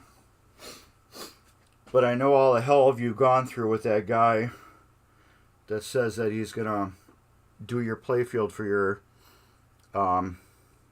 whirlwind. And I'm getting tired of that guy kind of pushing you around with it. So that's why I offered you what I offered you. So if you want that,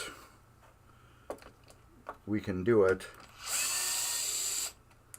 But like I said, I need the machine and cash by that date.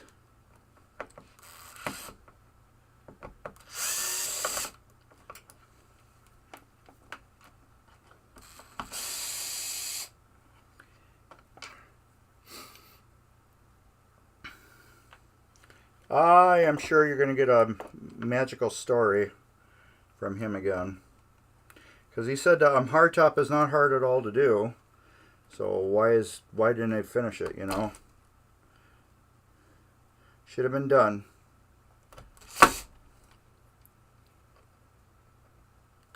It should have been done.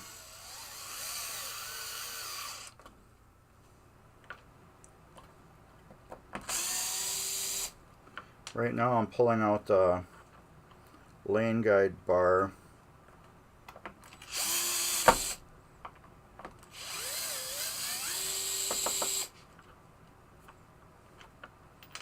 That bar that goes along the shooter rod, I mean.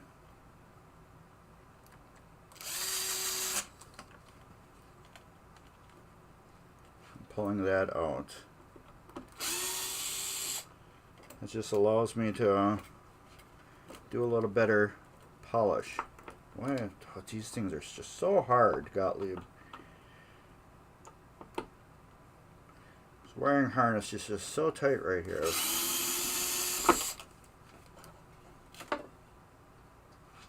There we go. So yeah, I can see where they drilled a hole right through it on the side.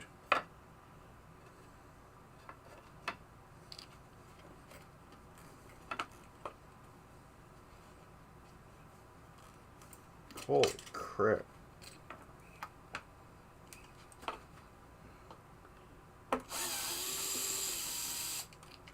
This wiring harness is just so tight.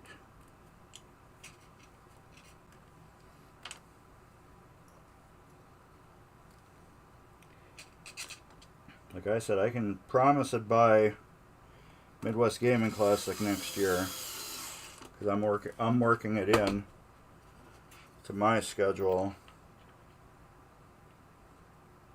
I figure I will do both whirlwinds exactly at the same time.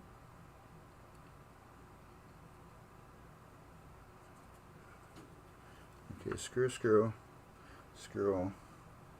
There's a hole up there, but there's no screw. So yeah, this is that the lane where the shooter rod goes and shoots the ball up to the top. I take this off and it's just a little bit easier to polish. I can polish right up to that now. I have to get this mech out here and the slingshots.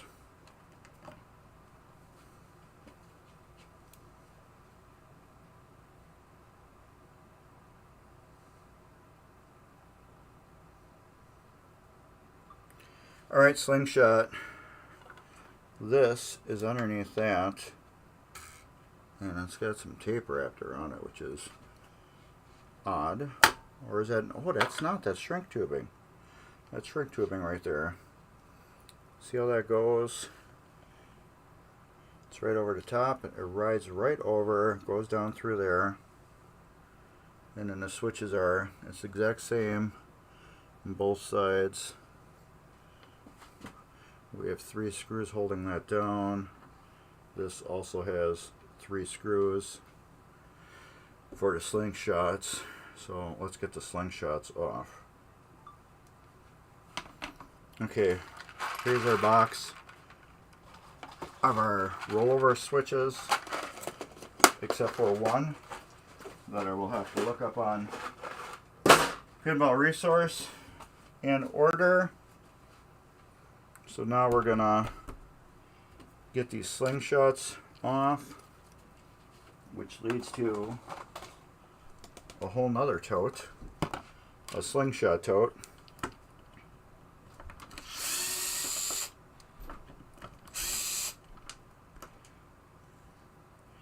I don't know what I'm doing yet, if I'm gonna screw these back down or zip tie them. Probably just going to screw them back down after I take what I need off. I probably will do that.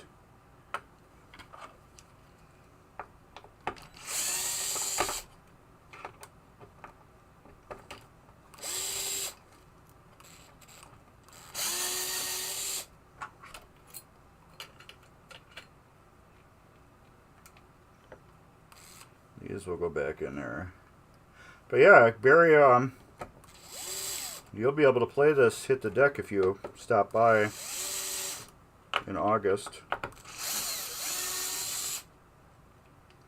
I hope you got the invite. You'll be able to play this, meet a bunch of cool local pinball people. I think that's just going to be hanging out. I'm talking about the slingshot. But yeah, if you can make it.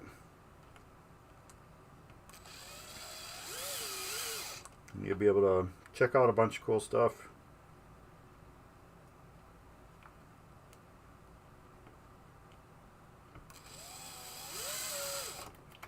Alright, now I gotta take this off. I don't like taking these leaves off.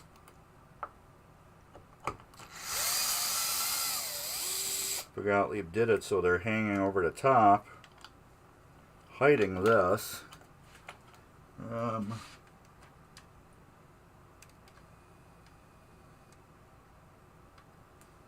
Hiding these screws here.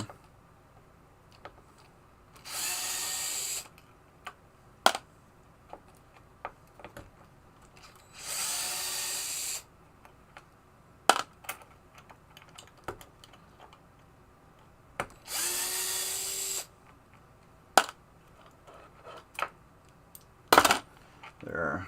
Now, should I just screw this back down? I think I will.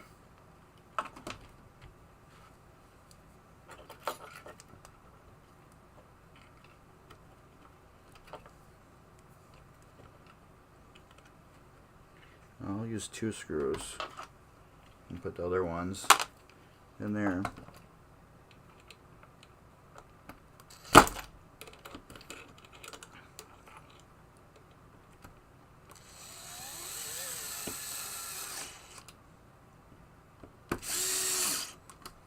Personally, that guy that's doing that swap for you, I would get your shit back and post your story up so everybody can read it about what you went through with this guy.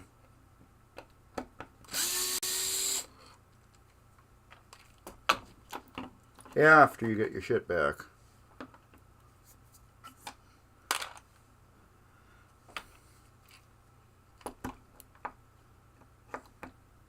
I put those back in. Don't know why.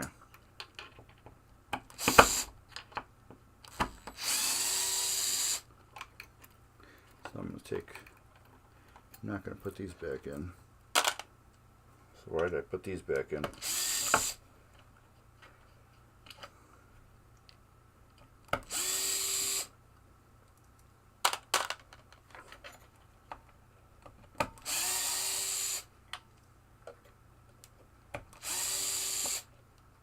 There.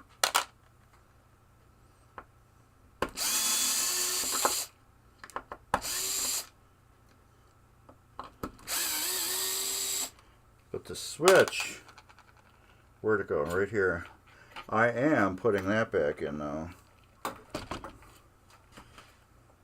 Because these switches always fall apart.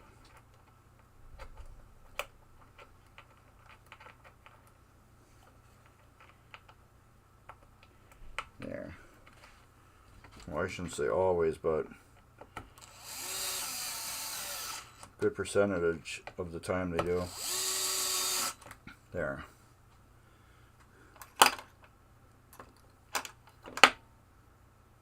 Oh, that one I don't have to touch because it's on the other side, which is nice.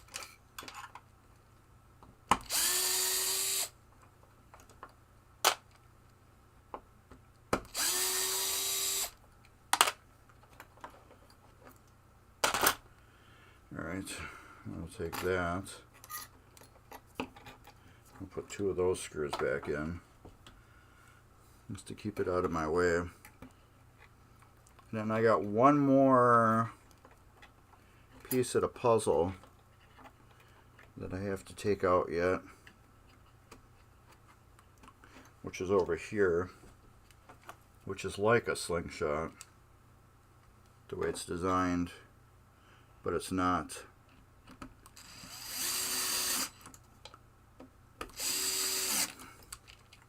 Okay, let's look underneath. I gotta take the flippers apart. What the hell? I got one switch there that I forgot to pull out. I gotta do the flippers and this yet. And why aren't you? No, I hate this camera. Well, I love the mount. I just hate I don't hate the camera. The mount is just, it's more of a permanent mount. Those are done.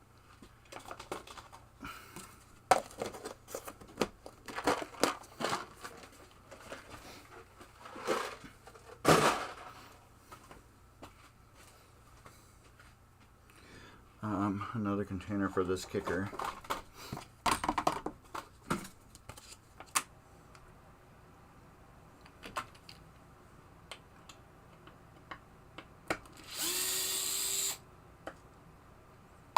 And now you're probably like, damn dude, you use a lot of boxes. Well, yeah, these little containers, it makes it easier to keep track, let's say, of what's going on here.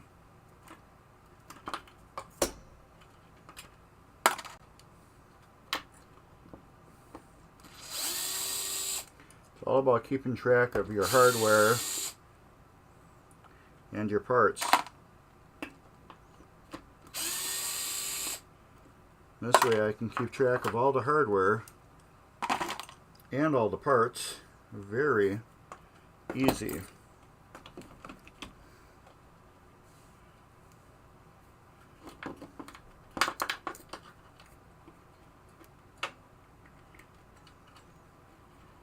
Because there's very minimal parts in the box, well, container. These are ham containers from Target, Up and Up brand, Market Pantry or something like that. They're basically, it's ham that's in little bags, and you put them in these containers,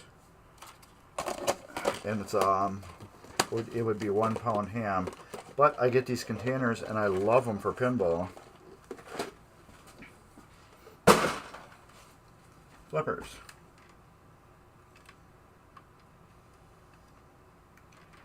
Flippers. Let's get a drink real quick.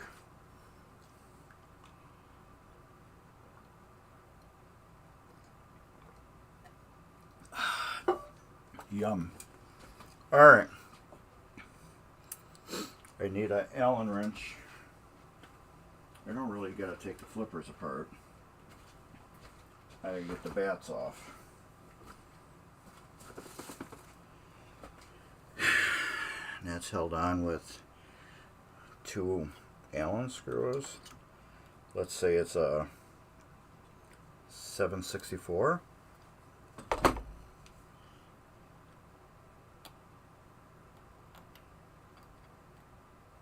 No. 3/32.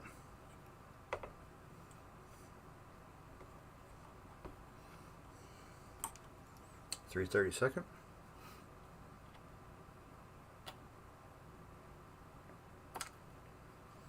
Felt like it went in.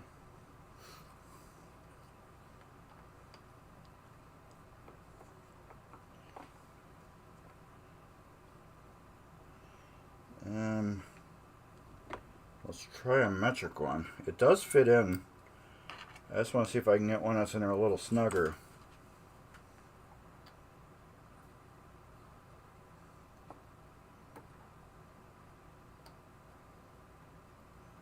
No. 2.5 doesn't go in.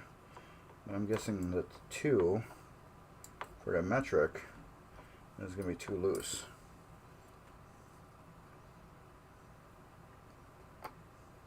Oh yeah. And let's try the 7/64 again. Nope. So it is a 3/32 that fits in there.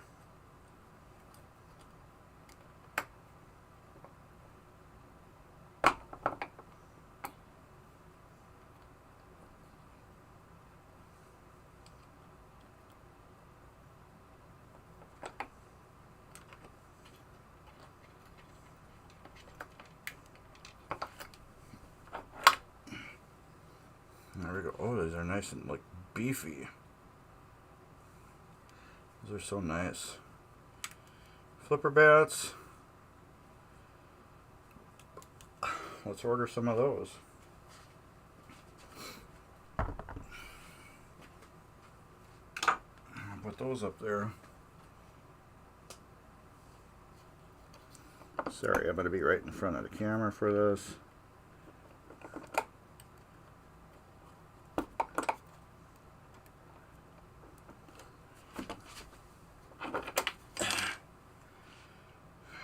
Let's just order new bats right away too.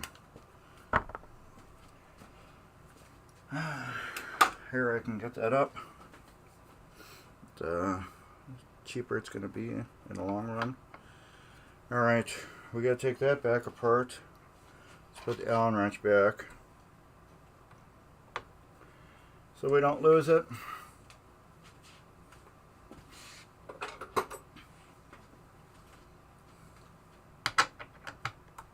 Alright. Flippers. These are original flippers still on here because I will show you.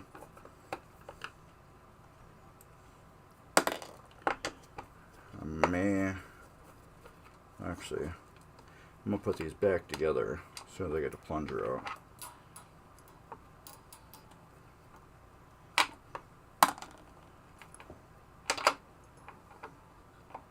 Yeah.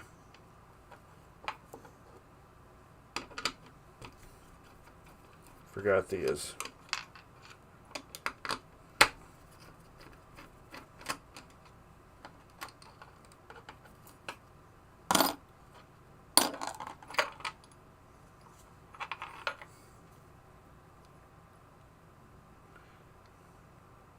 Yeah, they're supposed to go back and forth, but not this way. So I'm just going to leave that together like that. I have to take this whole mech off to get these bushings out.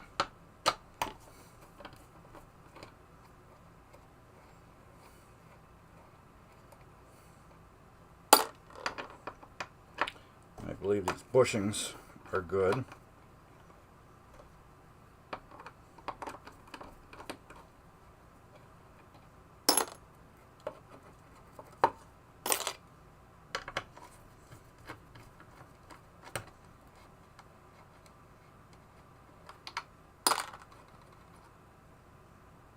They're oily. I don't like that. I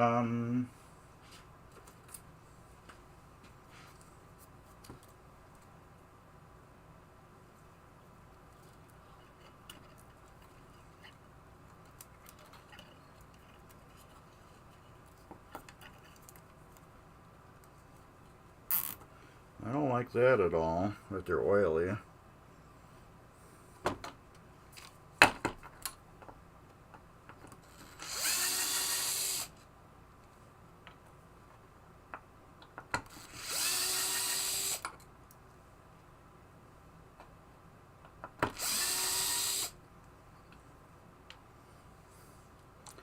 I mean, somebody was oiling the flippers. Try to get them worked better.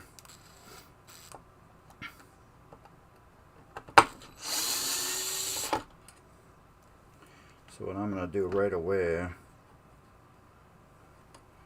so I'm just going to degrease these and then put them back together. I'm going to screw it back down.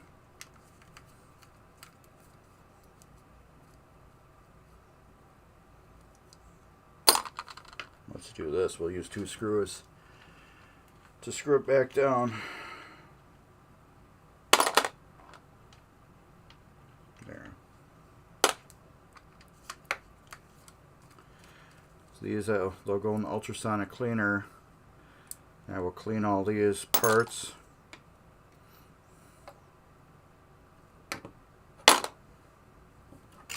And then they will be done and cleaned.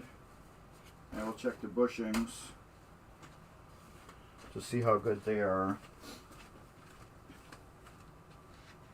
And if I gotta order new ones, I'll order new ones right away. So why not? I'm already making a PBR order that I wasn't gonna plan to make, but as you can see, it is a good thing that I forgot to order stuff.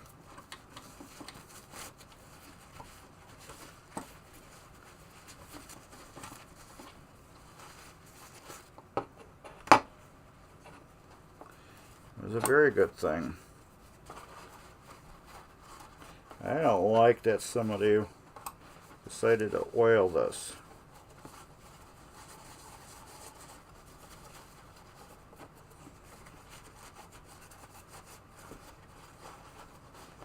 It's kind of crazy.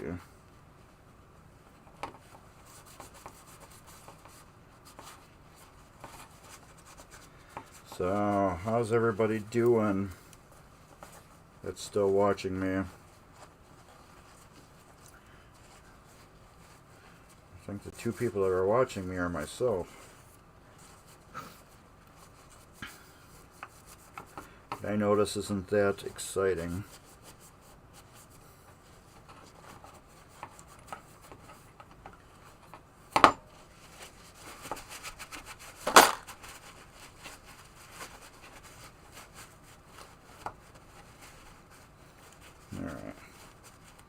So at Gottlieb, they use two different flipper bushings. A special one for the top and a special one for the bottom. One's got these indents or protrusions or whatever, and the other one doesn't. The top one doesn't, the bottom one does. It's like a locating. I need to see how loose those are.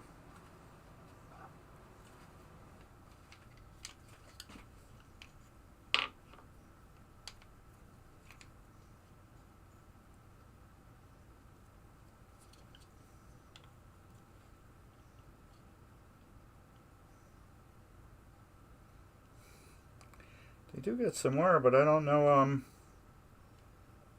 how the you can see I can get a little wiggle out of them. I don't know if that's normal or not. So you know what that means. We'll order them. So I'm going to put one over here in my order pile. That just lets me know that I have to order them, because if I hide them, I'm never going to order them.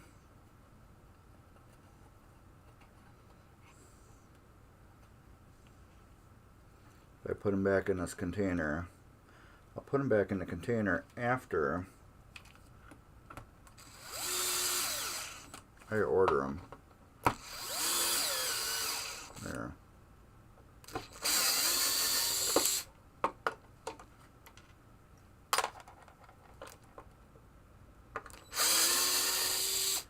But when I tell you that these flippers were original, I will show you why.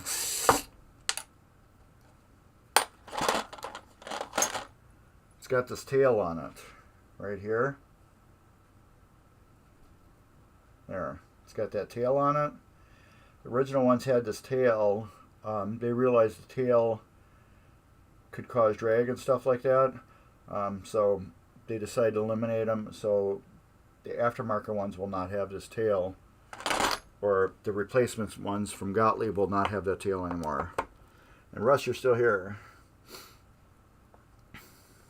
Oh, awesome. I'm glad you're still here. I know this can be a little boring for some people. Some people might find it exciting. I kind of do. But this is exactly what I do with every single machine I get. So if you dropped your machine off over by me, this is something I would do to your machine. This is part of my refurbishing. I just want to take a picture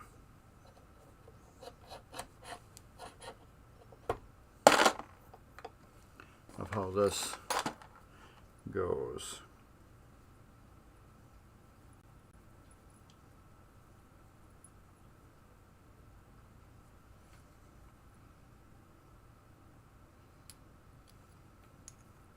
I'll go like that. I'll go like that. There.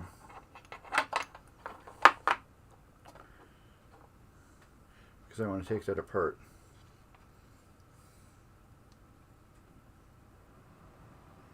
So yeah, every game I rebuild,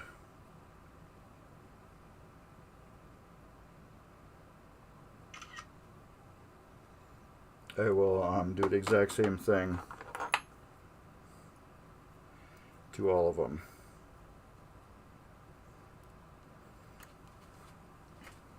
So this isn't just something I do on my game. It's something I do on all games. This coil sleeve is garbage, but I still gotta get the spring off of it.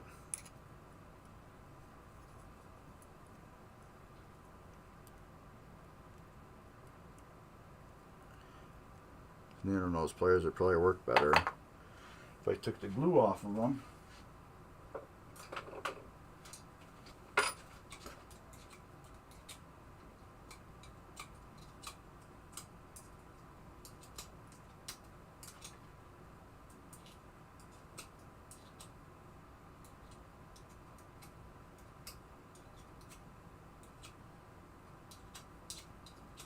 Here. This is not my trade. This is my hobby. I was that guy that was your buddy that lived down the block. That when you broke your stuff, you would give it to me and say, "Hey, can you fix this?" So I don't get in trouble or make it look like it's not broke. I was that guy. So I could just look at things and figure them out. Just so rebuilding these things just came so naturally. I should have took this apart first versus doing what I'm doing. This is a decent coil stop. I'll put in my used pile in case I ever rebuild another Gottlieb flipper mech. And it's a used game, customer game, and it only has one bad coil on it, coil stop. I'm going to rebuild it.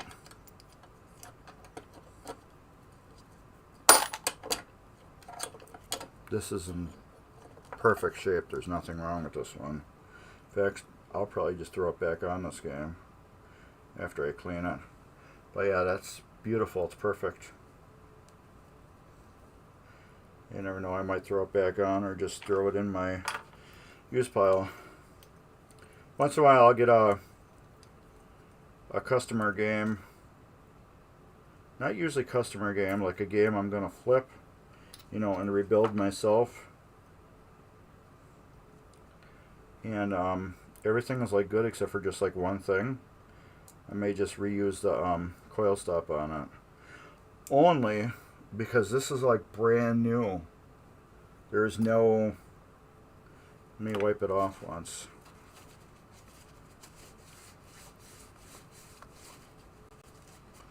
This has no wear on it. This is like brand spanking new. Literally no wear. So I wonder if somebody put a new one on. This is brand new.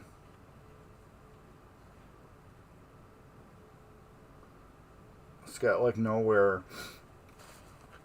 So yeah, this is like a... I would offer it up as I have a used one, or I can put a brand new one on. I do that a lot. I have a used part that's in brand new shape.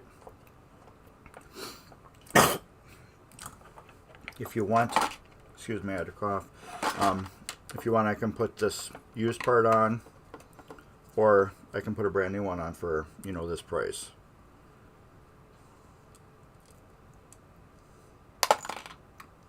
So, but yeah, that's going in the keeper pile. And this was the one why I decided to buy two. As you can see, there's no coil stop on it.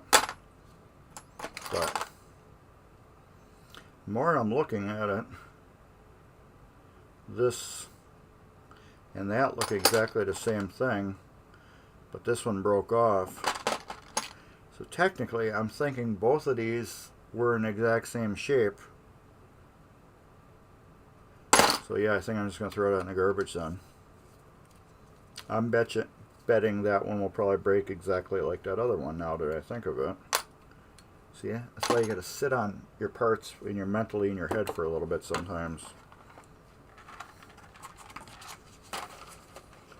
This will. I'm going to set this on the floor because I got two pieces that are going to go in it. So mentally, you got to put things in your head and dwell on them. Now that I'm thinking, okay, that other coil stop is exactly in the same condition, except it's broke. So therefore, I'm thinking that one's probably going to break too. Because they look exactly the same on the outside. So I'm thinking it was probably a crappy batch, or maybe that one was just bad. But the more I'm thinking of it, the more I'm just like, that's just going to get tossed. It doesn't pay for me to reuse it and have it break, or put it in my used bin and sell it to somebody who doesn't want to buy a used part. So yeah, that I'm just going to throw out now that I think of it. It's garbage. I think it will probably break. There.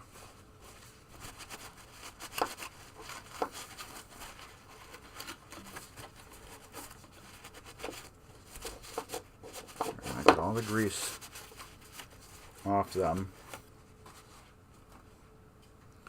So now I will screw this back down as soon as I get the screws back. But yeah, this hit the deck.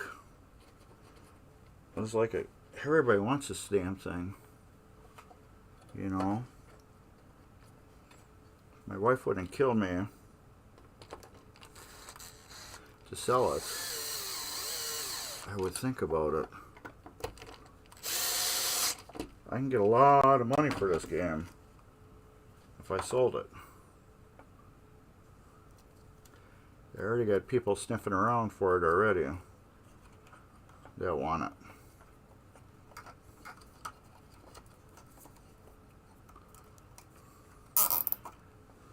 That makes me want to sell it and want to keep it at the same time. Sell it to make some really good money, but keep it just to say, hey, I got one and you don't.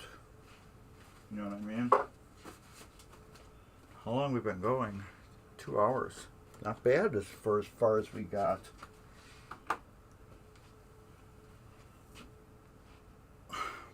One of my friends just got rid of his flash. Daryl at Racine Flippers. He just got rid of his. Not because it's a bad game, because he upgrades all the time on games. What I mean by that is, there we go.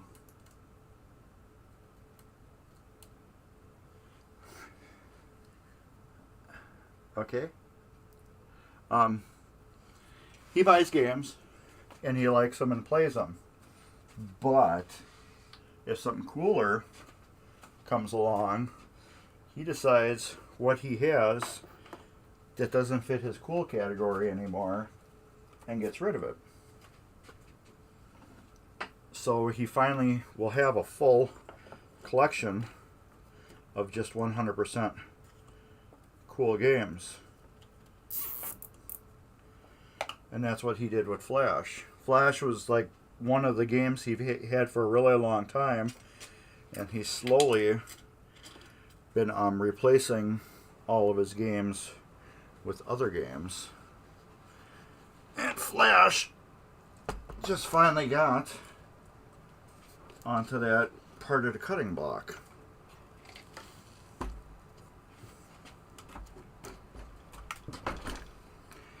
So I have to fix that K right here because it was crooked and driving me nuts. But look at that.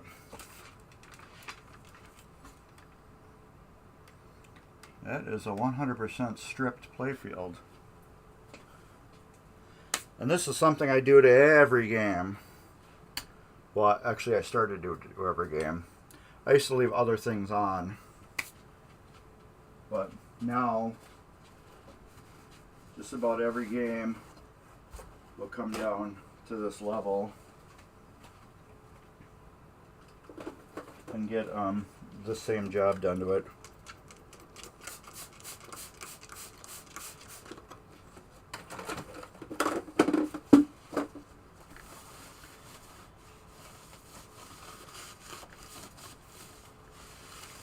Now this is just a little bit of window washing fluid.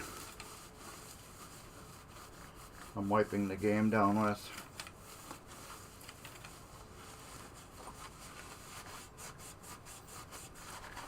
Just to get all the, we got some pitting of some crap over there. I'm gonna grab some naphtha and wipe that off with.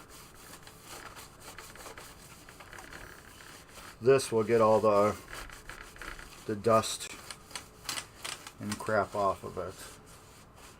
This is something else over there.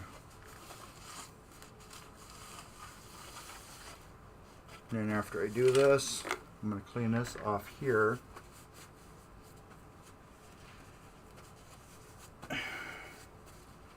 And then I'll vacuum it off.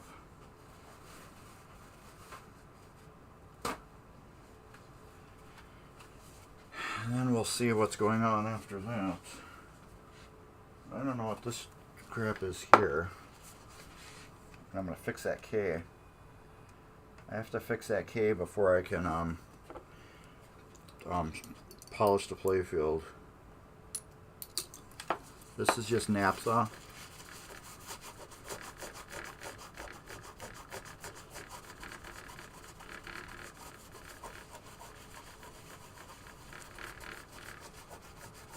It's coming up.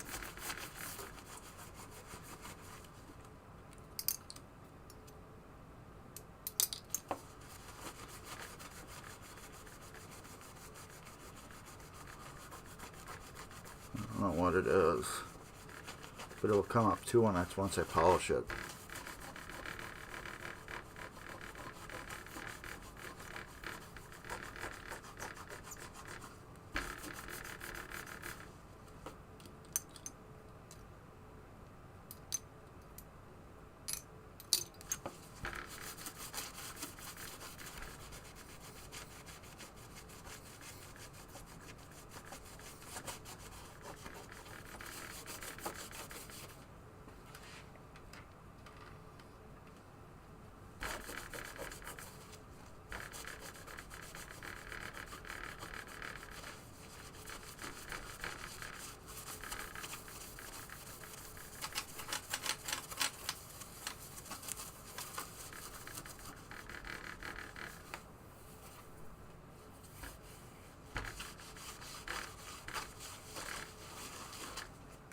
I like using naphtha because it evaporates pretty quickly. It's not as harmful as alcohol is to the finish. Alcohol will loosen up your clear.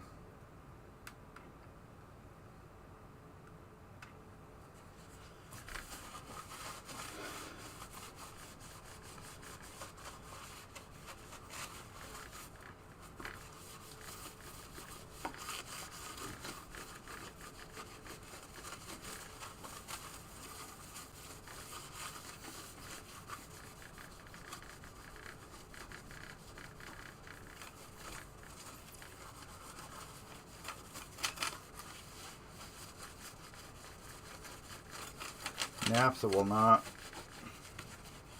loosen up your clear like alcohol will. So I don't even try to use alcohol on playfields hardly anymore. I use it mostly to remove mylar glue.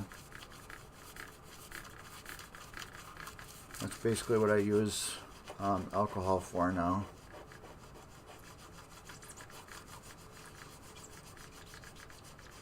It is mylar glue. Put it down with some alcohol and flour, and you just roll that around on the mylar glue after you pull your mylar off, and that will just like rubber cement or something almost,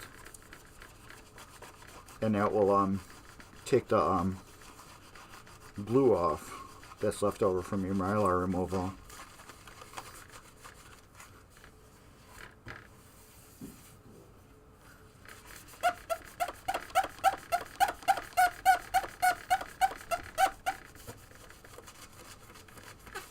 But all the rest of this junk will come off when I polish it though too. That Novus will take it right off.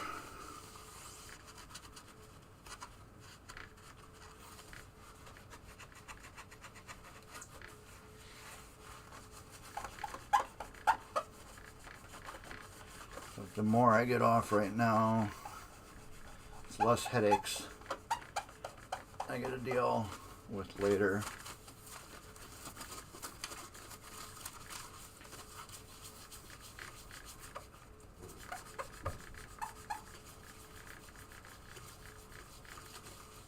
Alright, I think that's good.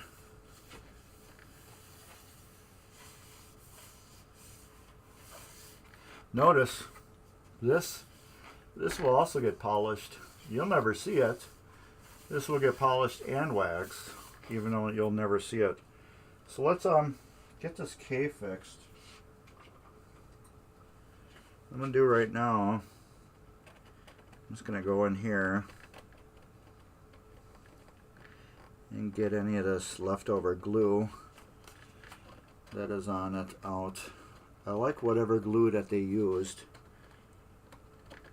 because since they didn't center the K, it was easy to remove. It's like rubber cement, I think.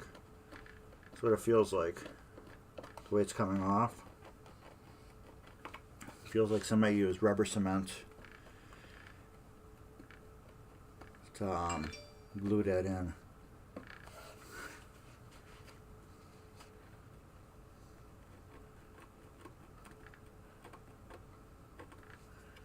Should turn my ringer off.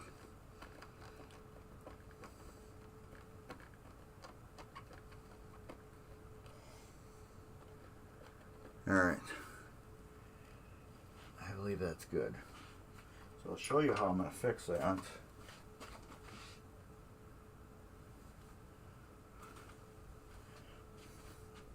I got to clean this off yet.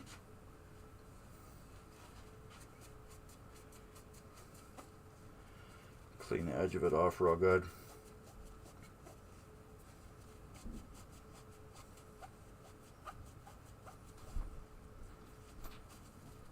Just like paper or something.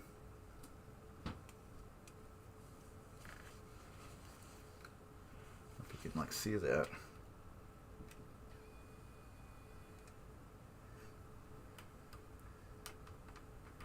Where are we? Right here. Let's put that in the middle of the screen. There's like paper on the edge of this. Let's see if I can peel that off.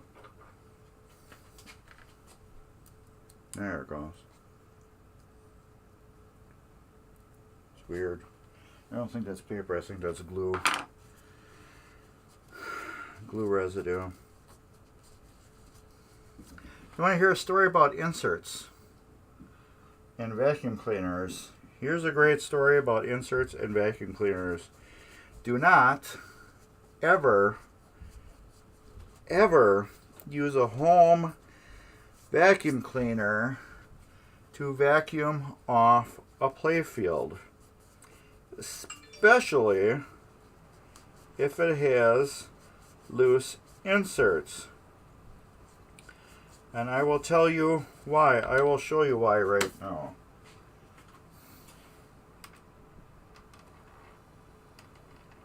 Let's look at my shop vac.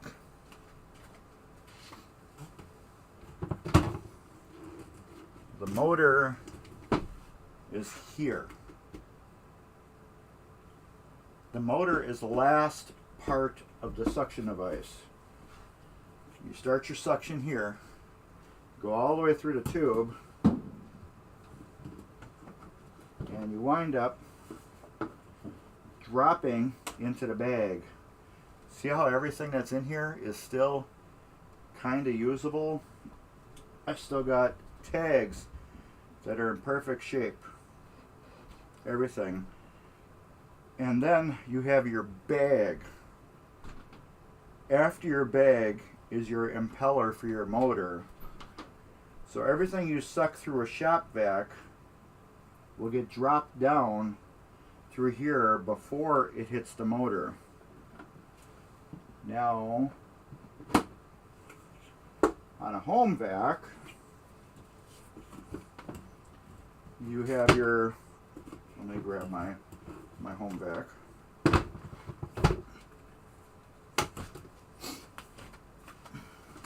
As an example, a typical home vacuum cleaner, this is just electric junk. You got like a regular push one. Let's say a Kirby G6. Let's specifically use a Kirby G6. You got your Kirby G6 with a hose attachment. And you're vacuuming off the top of your playfield and you suck in the letter K. What's going to happen is you start sucking through this part. Well, this is where your hose would attach on a Kirby. The very next thing that comes in contact is a high-speed impeller. What do you think is going to happen to this letter K against a high-speed impeller? You're going to have, 5 or 6 pieces of a letter K. I have personally done this.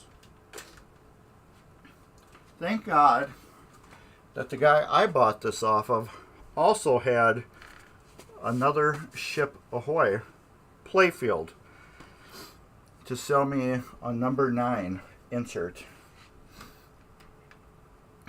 Let's just say, thankfully, he had an extra playfield with a number 9 on it. So therefore, it cost me like 20 or 25 bucks to fix something that could have been avoided if I didn't use a home vacuum cleaner. So never, ever use a home vacuum cleaner for this. Always use a regular shop vac to fix playfield, to vacuum. Always use a shop vac. So if you suck up anything, it's going to be saved in your, it's going to be saved inside your container on your shop vac.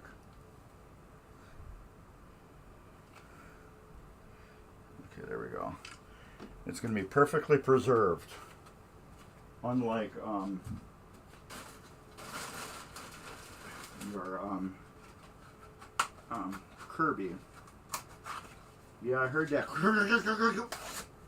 And I knew instantly I was screwed. Alright. E6000. This glue is great. 2 reasons. It stays pliable for a long time. And also, it's removable if you need it to be.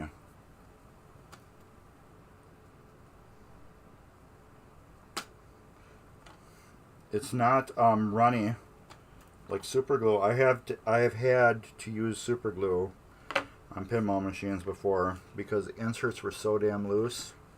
I had to super glue them in on a couple machines. This one's got a real nice tight fit, but this stuff is like snot.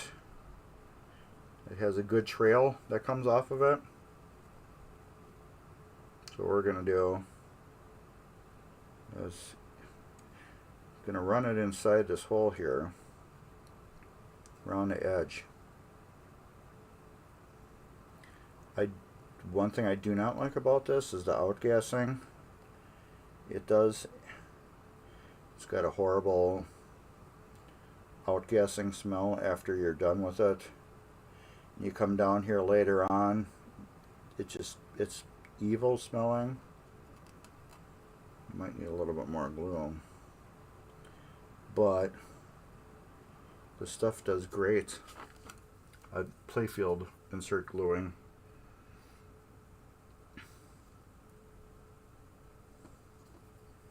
It is great for this. If for whatever reason you need to get this thing out, you will be able to get it back out. It's not going to be easy, but Just think of it almost as like a, for inserts, I think it's more like an industrial rubber cement, I believe. I've never had to take one out after putting one in, but I've been told with this stuff you can. It ain't like super glue. Super glue is permanent. Well, kinda. But yeah, I have it, had that lucky ace I did. I had to super glue all the inserts in because they were just so damn loose.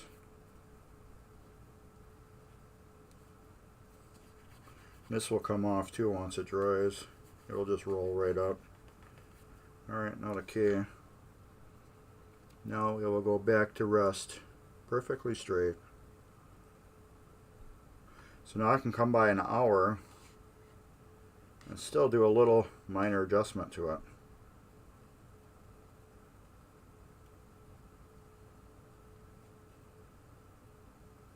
So yeah, moral is, yeah, E6000, yes that is. It's great stuff. E6000, this is great stuff for this. Plus it will glue other things back together too on your playfield. I would not use it for plastics. Plastics, there's a whole different glue for that. But for inserts, this stuff is great. Dave's Arcade, Dave Brennan, turned me on to this stuff. And I swear by it for inserts right now. See, it's got enough juice where it's holding itself in. But like I said, an hour from now, I can come in here and do a little fine tweaking to it. I just want to see how straight that is. Yeah, it's a little off.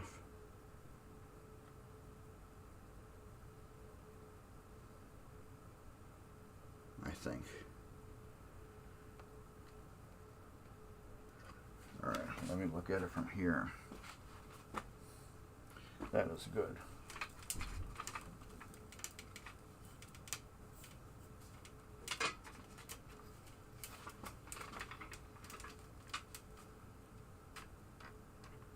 I'm trying to get you a good straight view onto it.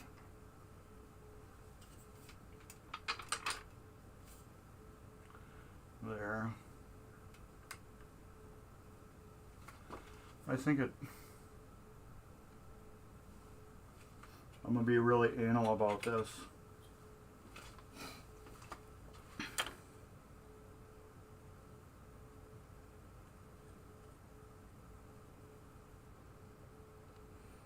I want that to be perfect. Because I could tell it was crooked just a little bit and it drove me nuts. I'm going by the black line that's on the insert here.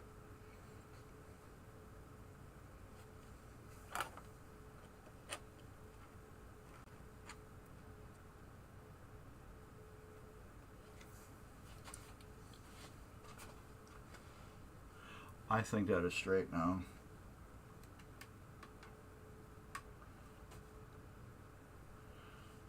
I believe that is straight as straight. You can also tell by there's like a grain that goes along the wood from when they sanded it originally. It's not planking, it's because you can see it in the inserts if you look really good. You can see it's like it went down like a big belt sander went across the whole playfield to level it out. You can see it in all the inserts. Is that loose? If that's loose, we're going to be fixing that one right away too. I think that is. Oh yeah. We got another one.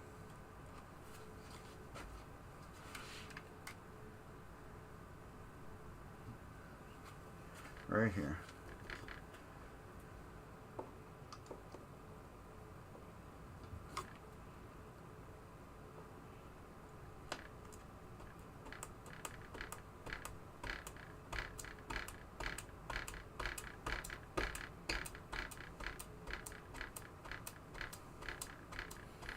Take your time getting these out. Yeah, that one's been glued back in too.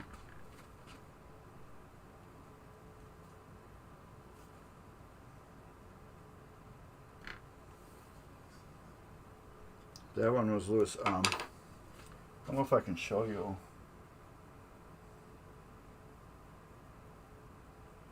Let me get you on manual focus. Is it here? There we go. Where are we? We're right here.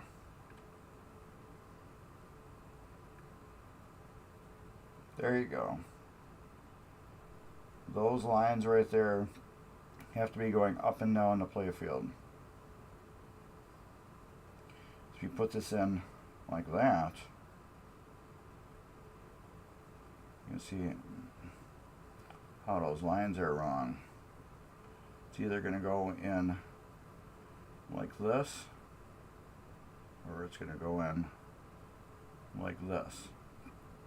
But since you can see there's more black on the top there, you'll be able to look at the insert on the playfield where it sits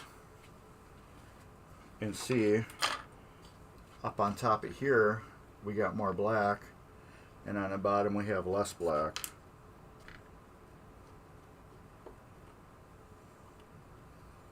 And what's good about this, you can do these when the playfield's assembled too. You can fix these.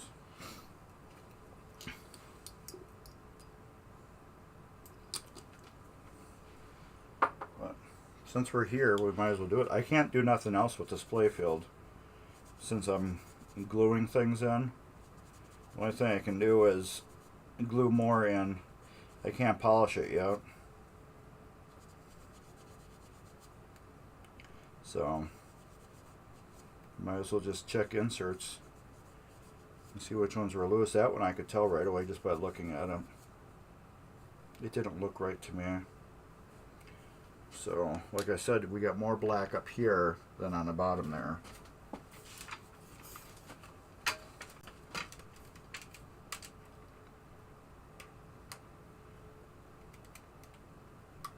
That's as close as we're going to get. Alright.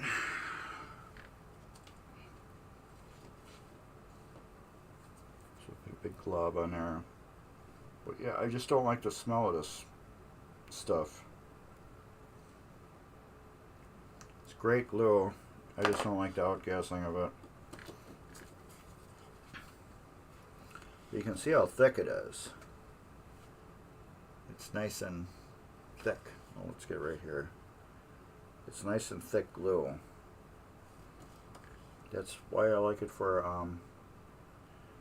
fixing your inserts, because it's thick.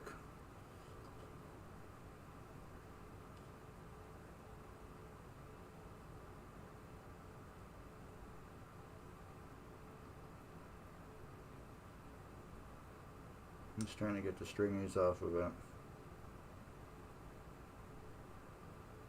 I don't know where Dave got this glue from, but wherever he learned this from, it's a great glue for this.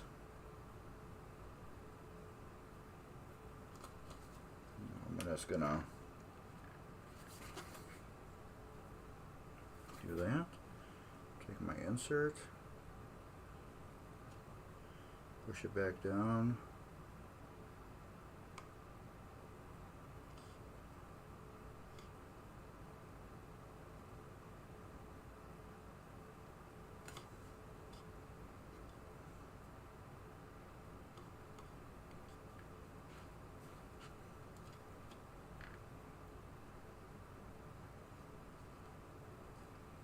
Those are nice. Nice. Good. You can really tell by pushing on them. It will have a springy feel to them.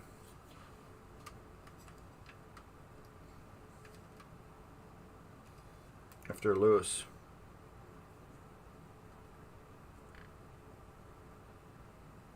That one's loose.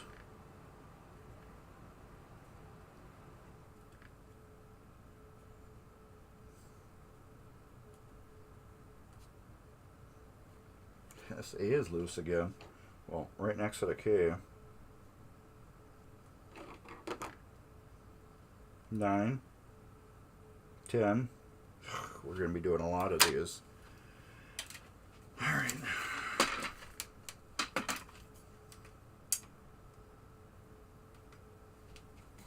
I'm going to do one at a time. I just take my little screwdriver and I push up on it, and then I push down at the same time to walk them out. And I'll just keep doing that over and over.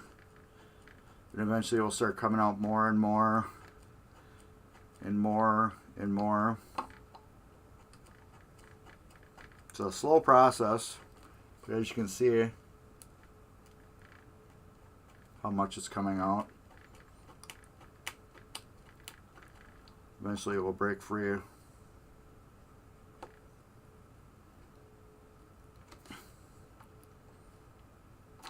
There we go. What did I say? These were, oh yeah. 9 is loose. Oh yeah, it's loose real good.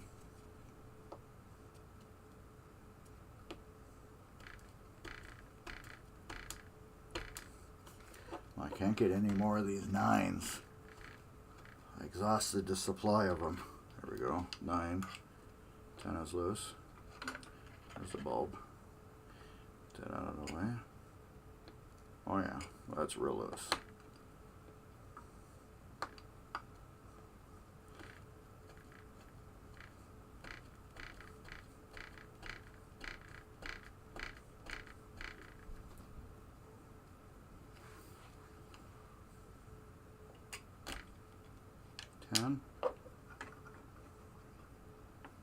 Jack is loose.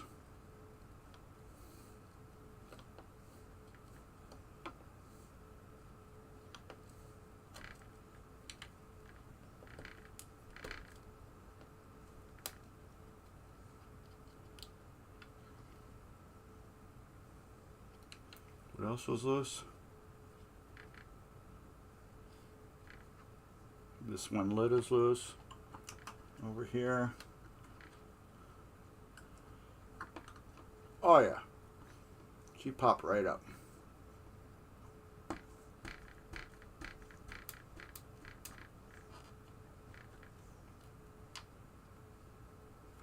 That's good. That's good.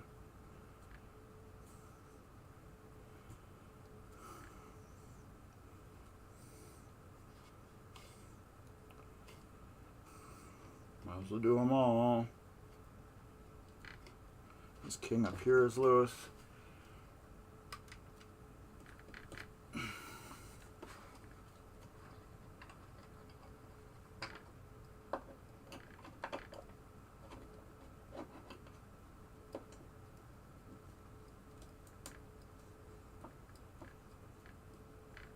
Oh, that one came out real nice. That's loose.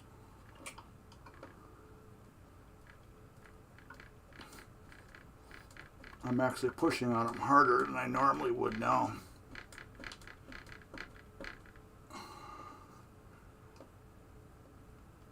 Because I want them to come loose if they are. What's that? Queen is. Let's just get her out too. Oh yeah. Didn't feel loose.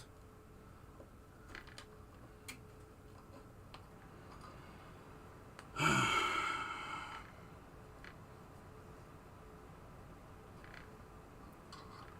I can't believe how many of these are loose.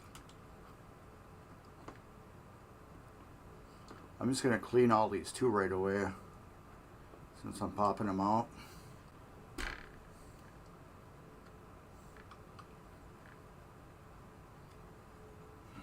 Is that loose? I'll find out once I get, oh yeah.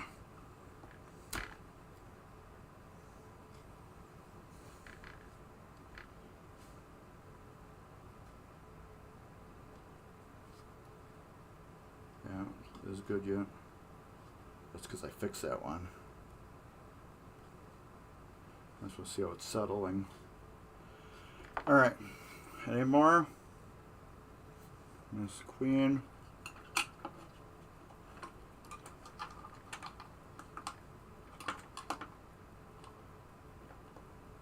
Yeah. Push it from the back and it moves. So I don't believe these ones were glued in once before.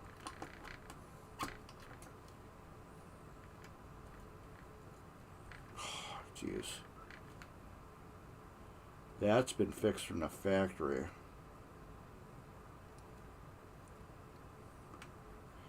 Yeah, we got like a big chunk that came out. This king is loose.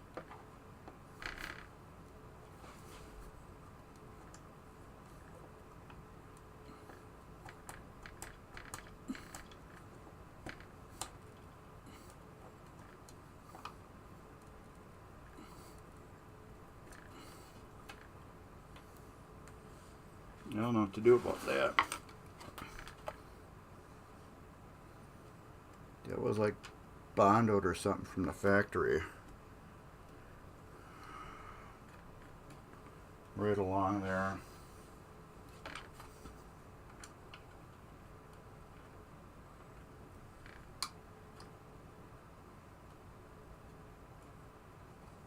The whole edge just like broke free.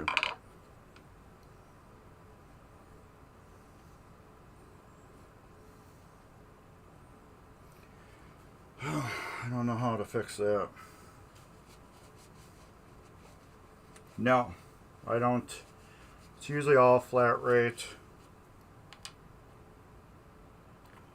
This is all flat rate when I do this. It's just extra stuff like this will add up.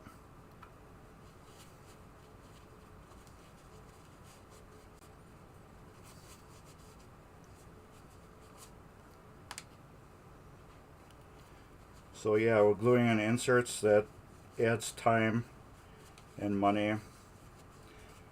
This would probably be another.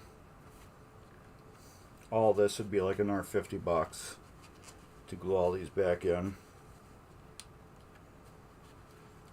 That queen, I'm gonna have to. Like the edge of it crumbled right off of the play field, and then paint it. What's good about this, it's paintable. So when my Dave, I give this to Dave to have him touch up, he can repaint that back in for me. So I'm gonna fill it in with the glue around the edge where it's sloppy, which I wasn't planning on doing, but yeah. So yeah, this would have been probably like another $50 for a customer to redo all these. I've had to do it on one game. I had to do all of them. Every single insert I had to redo.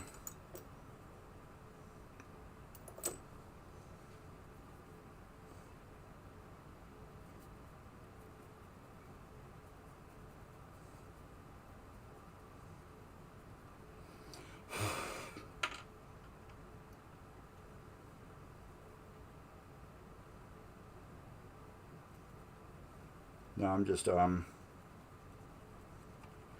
cleaning them up with some alcohol, just the back of them. I won't have to do it later on.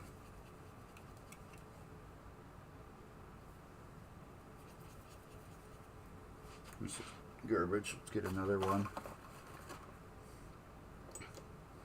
But yeah, so flat rate on a one player machine, I would start out at $700, and then it goes up 4 players. More player game, the more money it is. Just because score reels are very labor intensive to rebuild. You get 1 player game, you're looking at 4 to the max of like 5 score reels on, let's say, like a Williams Grand Prix. You're rebuilding 20 score reels, and that's a lot of work to tear apart those things. I don't know if you ever tore apart a EM score reel, but there's a lot of pieces in them. You get springs, E-clips, all that fun stuff. Little gears, a lot of levers, plus just cleaning the reels is a project in its own.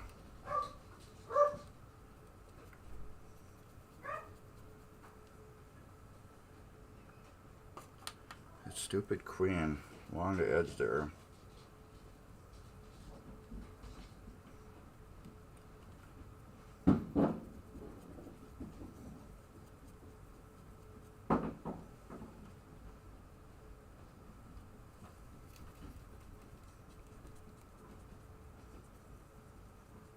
Well, at least most of these inserts will be clean when I put them back. Alright, now we're going to gluing. Let's just start back. Let's start up there. Where we were, where I first cleaned.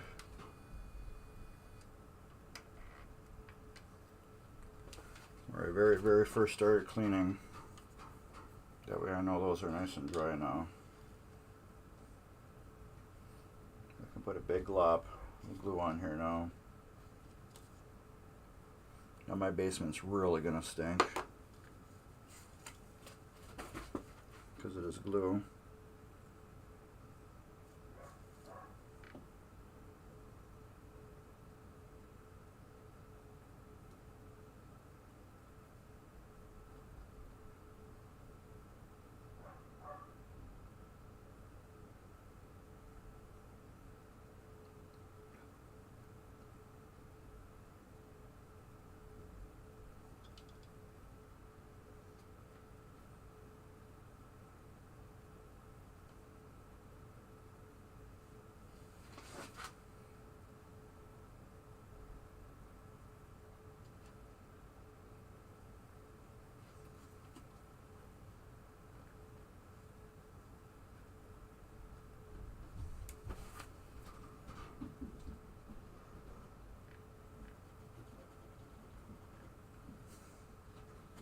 Should wipe that edge off better.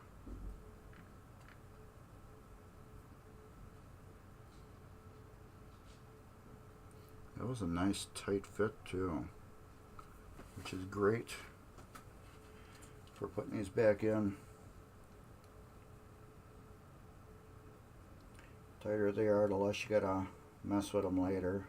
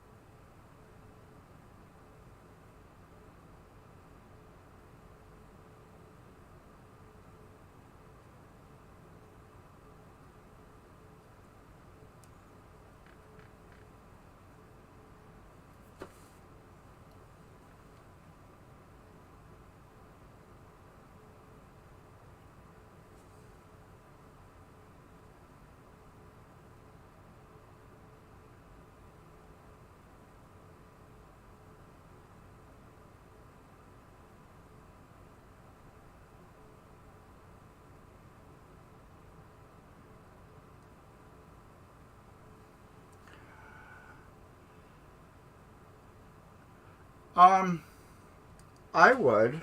I would learn the EM. I started on EM and I went to what do you call it? Non-EM, solid state games. Where's my little screwdriver now? Right here. This king has fallen down a little bit. It's another craft, you know, to learn. Where's the...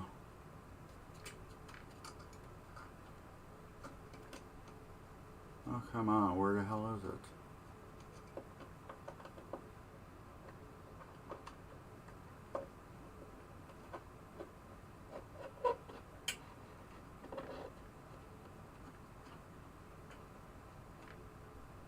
It's just another thing to learn, you know.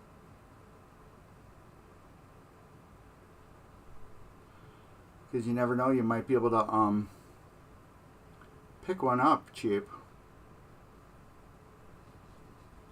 You know, something that's in really good condition and pick it up cheap.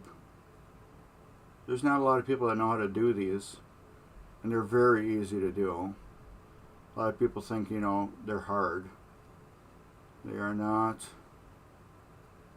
I think figuring out what chip is bad on your MPU is harder than cleaning a playfield switch. See, like me, I always say when you first get an EM, just fully go through it. Fully go through an EM. That way you never will need to go through it again.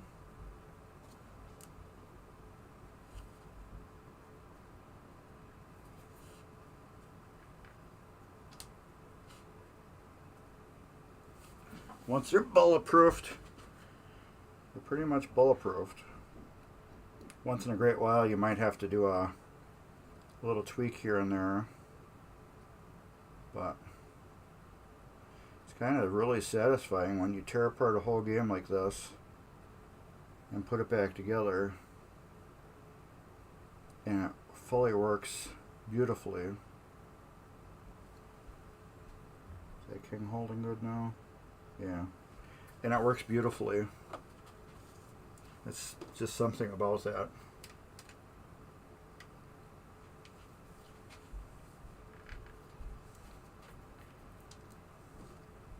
I enjoy it.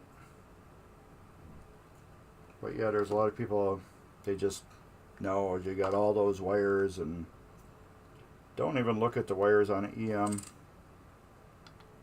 It's like one of the worst things you can think of. When you look at 18 miles of wire that's inside an EM, that's what scares the people. Just look at the switches. The switch stacks and leafs.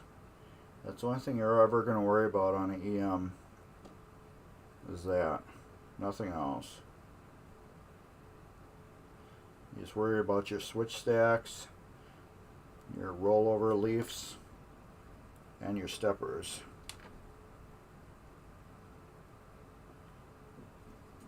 And that's all you need to worry about on an EM.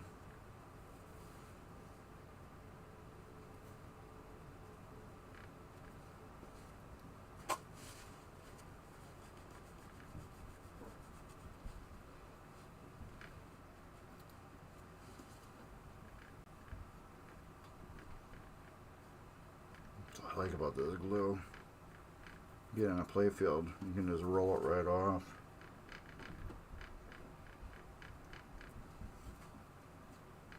There.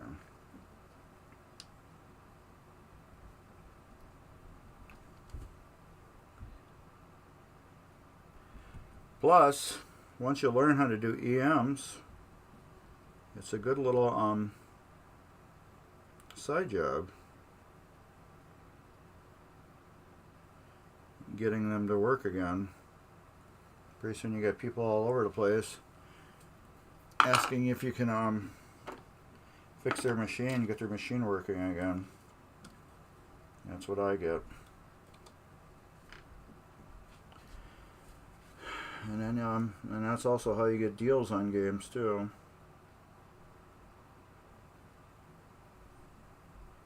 You tell them how much it's going to fix, and they're like, I don't want to pay that much money. You want to just buy it off me? And then sometimes you end up buying a game, put it back together, make, you know, $300-400 off of it.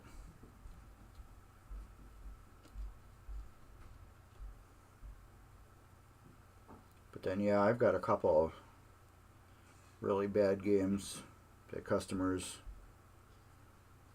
have let me fix. Blast Off spent a lot of money on that one. I think I had to replace 5 coils on it. They weren't all bad, but some of them were like really burned bad,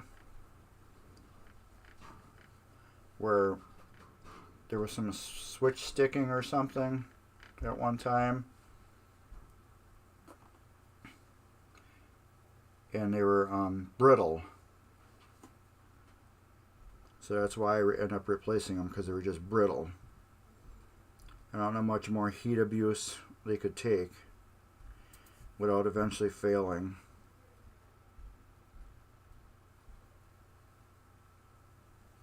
There.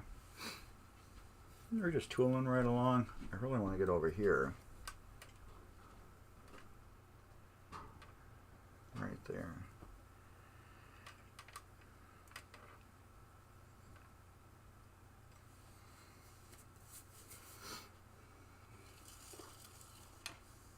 Just gotta remember not to lean anything over here now. Let's work on this king first. This is gonna be my furthest.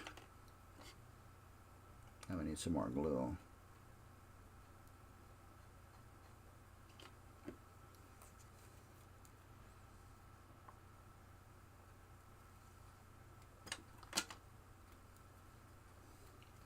I don't want to end up leaning on one of these and then pushing it back down.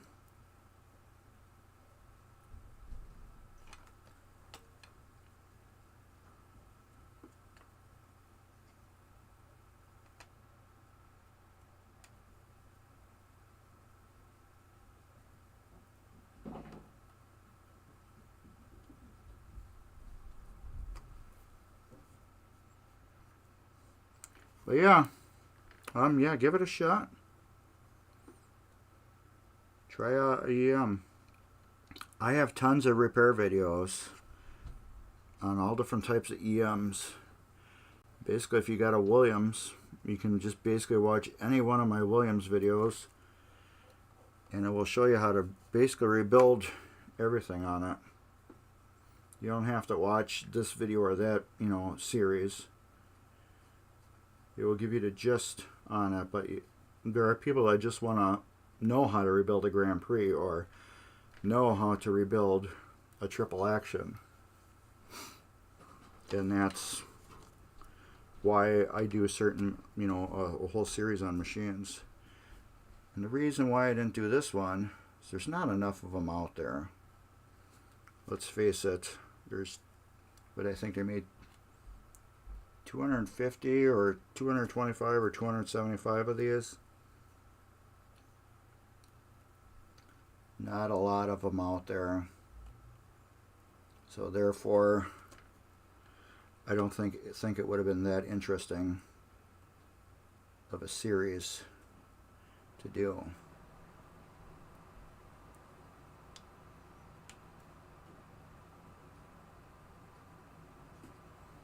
My queen, I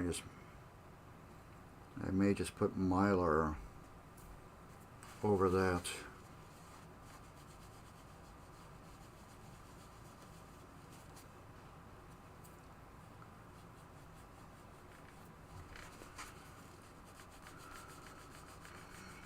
It's got that gap in it. I don't know exactly how I'm going to fix that.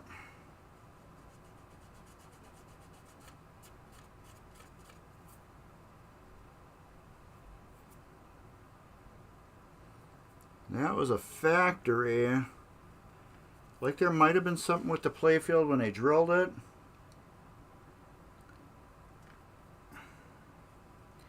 And it's like, it was like they laid Bondo in it.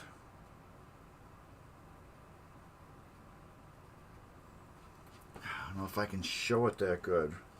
They laid Bondo in it. When I pushed it, it just like chunked away.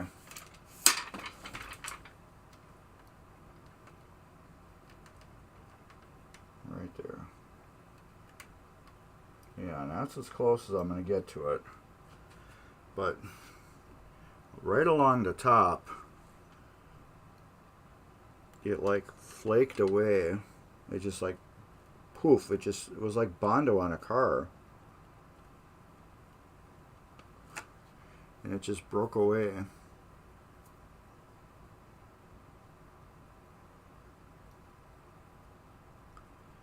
So I don't know how to fix that yet. I can fill it with glue later on. And paint over the top of it.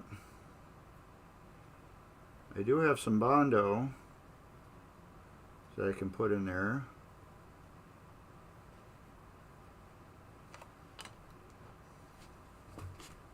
To level it out. But I don't know what to do about it yet.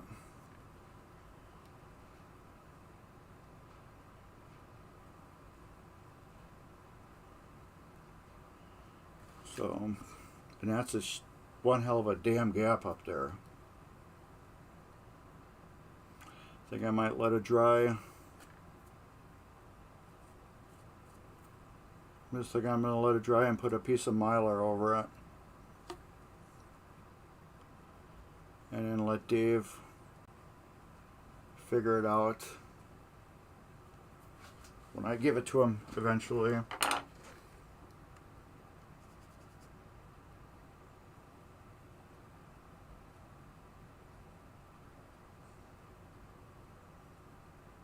I think that's what I'm just going to do.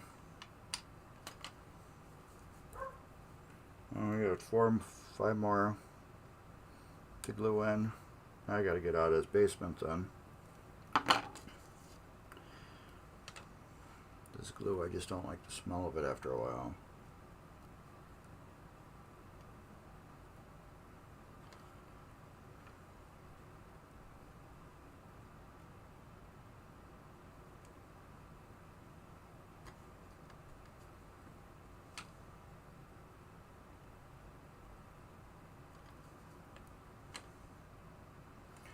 This game I might be, once I get everything glued in on top here, I might be just done with it.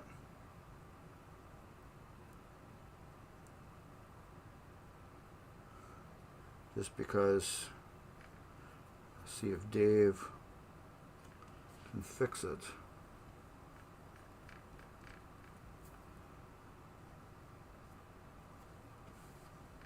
I really got the money for that though.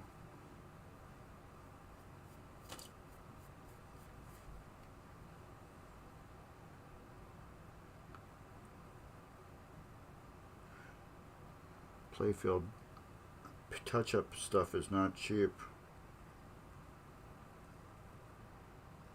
It's one hell of an art. I was just planning on gluing stuff in, not getting a big chunk repaired. Alright, let's get back to the stuff. Here. Right there. Yeah, they got a Bondo you can use. I've used it before. I'd have to dig it out. Let me get this insert in. I'll go grab it. But I have to wait for that whole area over there to dry. And then put it on. But then you want to paint over it right away to make it look good.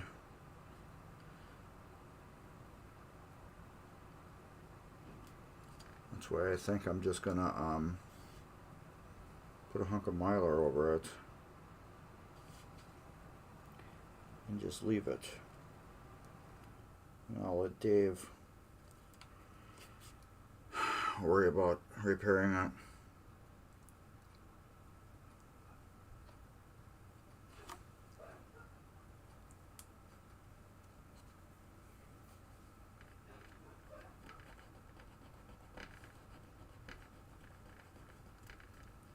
Well, the junk around the king is rubbing right off now. Alright, so let me get this A in here.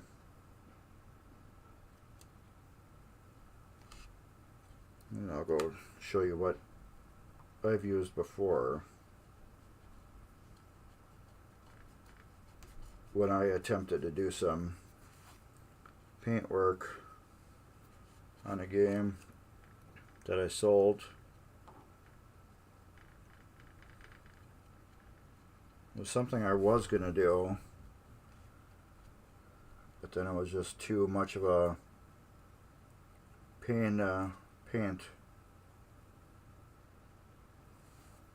What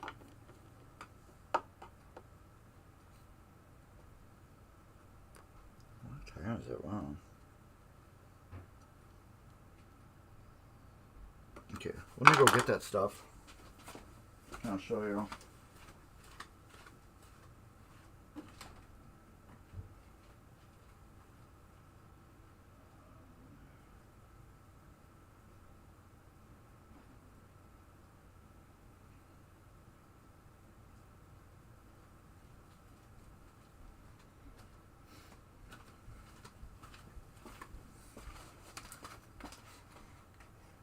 There. Bondo glazing and spot putty.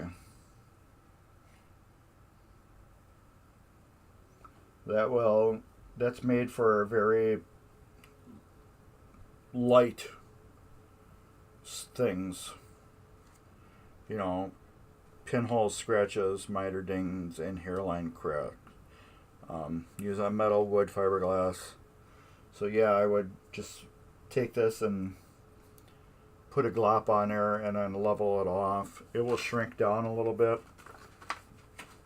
Not a lot, very minimal, and then you just paint over it.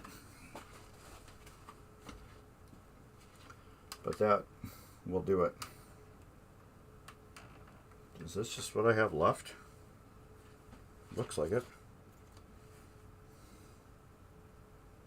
Everything's looking good. I gotta fix this ace up here.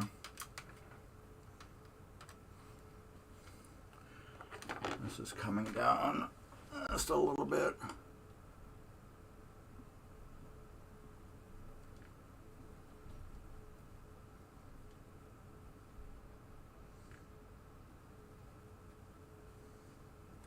Usually once you reseat it,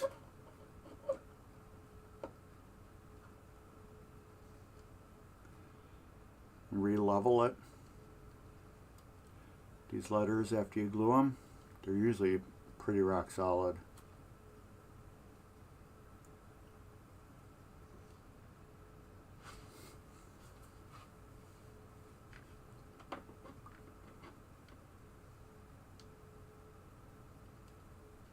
Sometimes you gotta go from the bottom, just lift them up a little bit, seat them back down, and then they'll be okay the rest of the time. Alright. This one went down a little bit. That's what I like about this glue.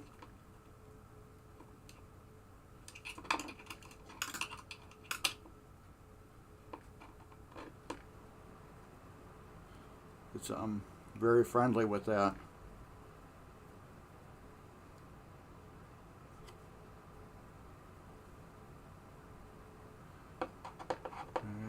King up a little bit.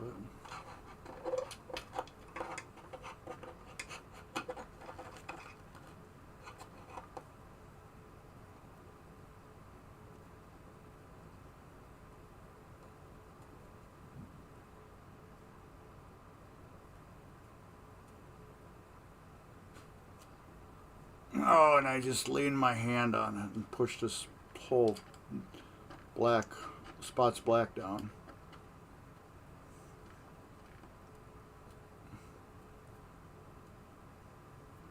So yeah, that's why I tell you to work on them far apart. The furthest one away first. So while I was fixing that K, I leaned on that and pushed it back down. Did I glue that one? I don't think I did. No, I didn't. This one's good. So we got these 3 left to do. Right there. All right.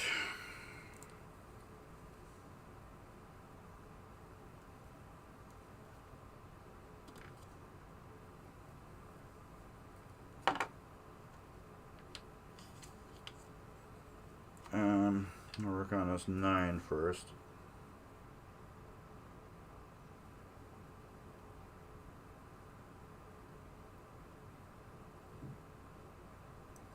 It's going to be my furthest from me.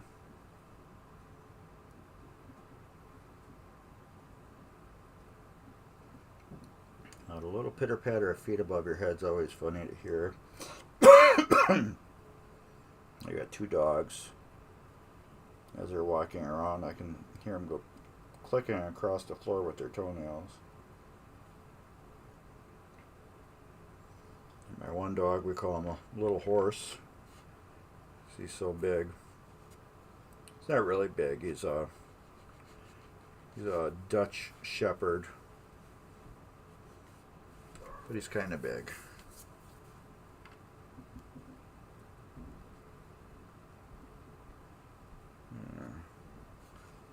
You want to make sure you put your 9 in right so it's not a 6.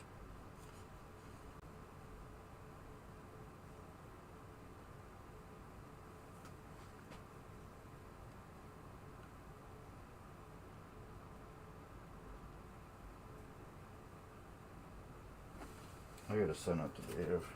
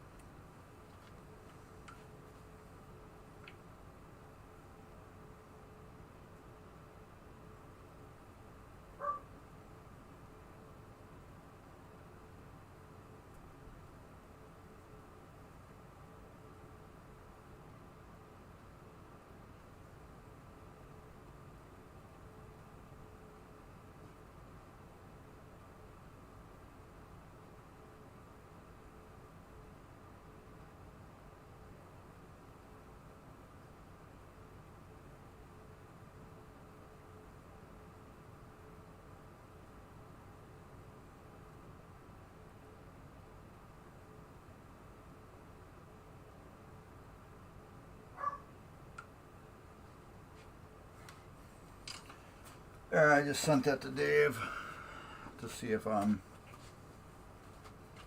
he can advise me on how to do that. I'll probably end up having him fix it, because he's got to touch up parts of this game anyways. But if he doesn't know how, I'm just going to fix it. Filled in. And I know this glue will work, but I don't want to fill it in with glue, you know what I mean? I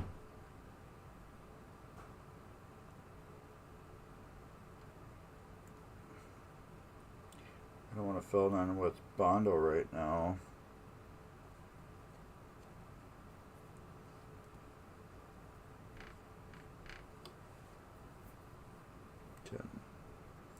Ten goes in there.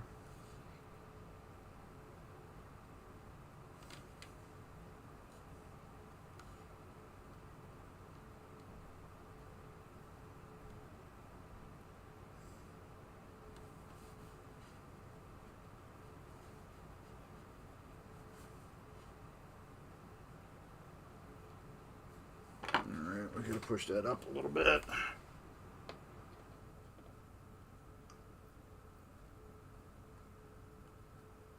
There. Sometimes it helps to just to set them in, and I give them a little like twist to like spin them. It really helps if you can get your finger in behind them like that. There we go. A little twist like that.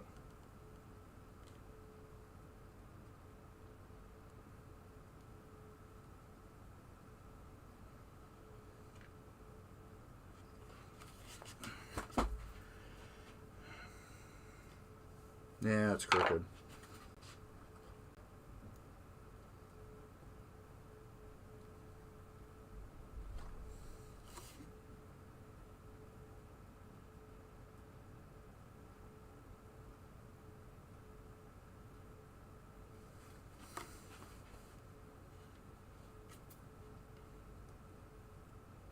If I put Mylar over that, it won't be too bad.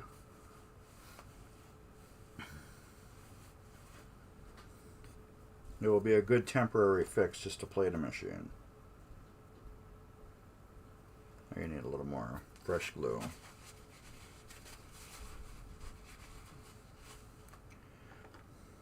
For one more letter.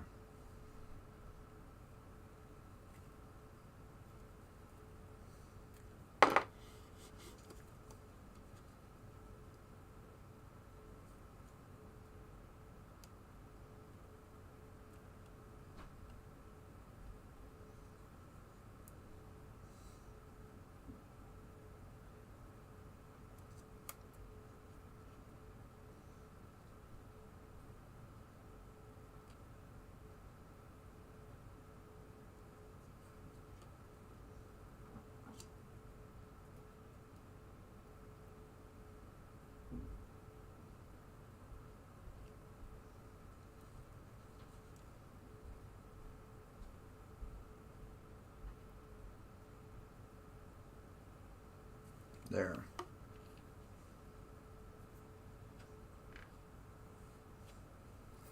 Okay, let's get the J in there. Ooh, you're a good fit.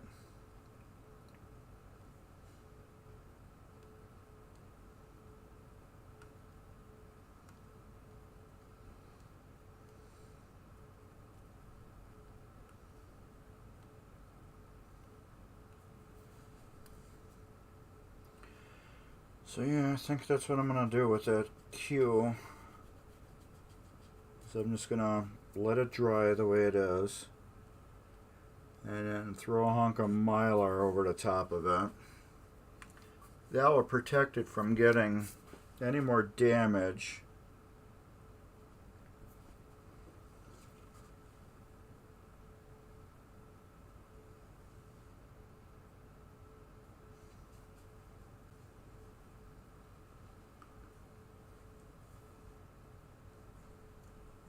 Why did I keep grabbing that A? I didn't do nothing to that.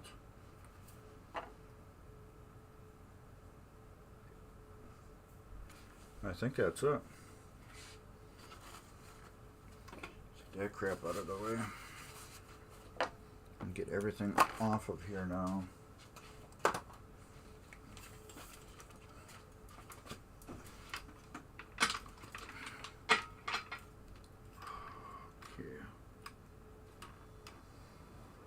I was hoping to get a little more done on this.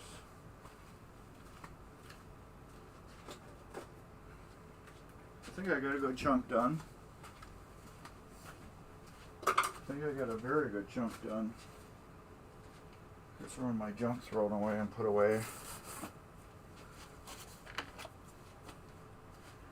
I believe I got a very good chunk done. But yeah, with the Mylar on this area, once I polish it and wax it, and I put Mylar over the top of that Q, it will protect it from getting damaged anymore. And the wax and polish will let the Mylar come up easy for when it does get its final repair.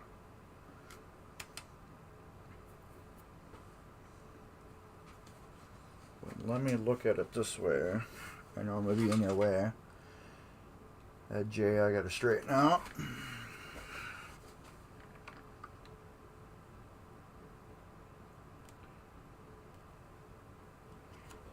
It's the only way to do it.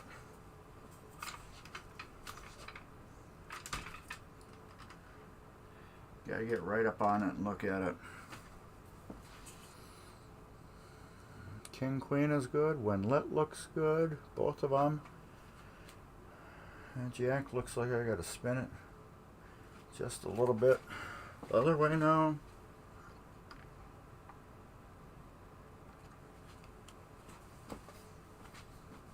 Perfect.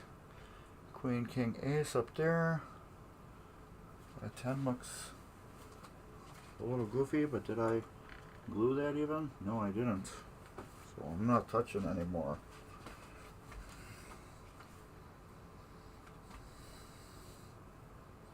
At least that isn't that visible. Yeah.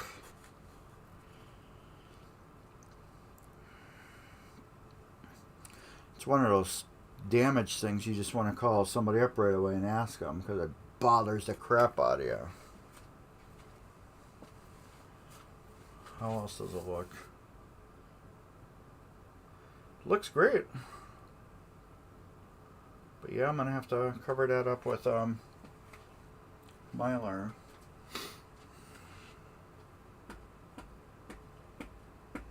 I will have to look up that this rollover arm. See what the hell it is. I can tell it's broke. Just by looking at it, it's on an angle. Somebody was trying to adjust it and broke it.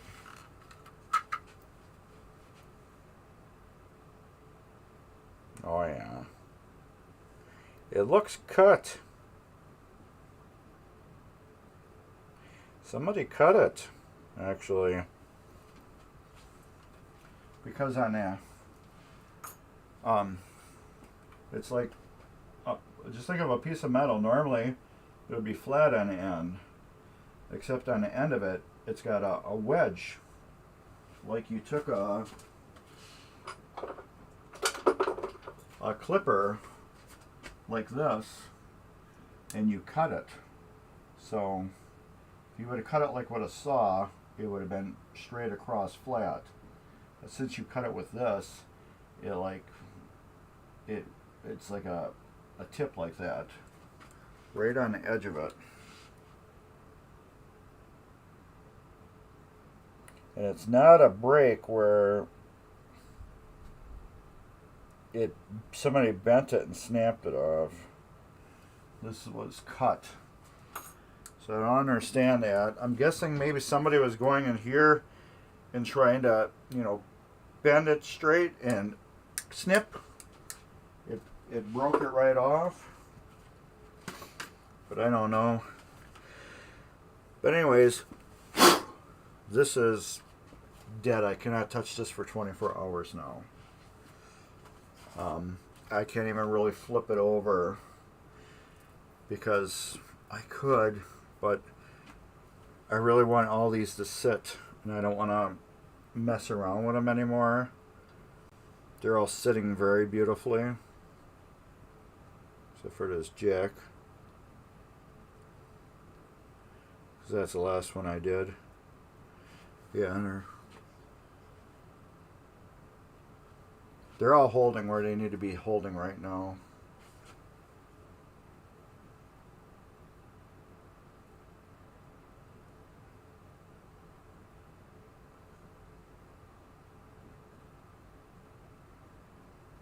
Yeah, they're all holding exactly where they need to be.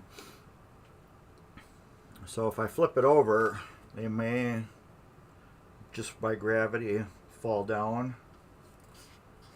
Oh, yeah, thanks for stopping in, Russ.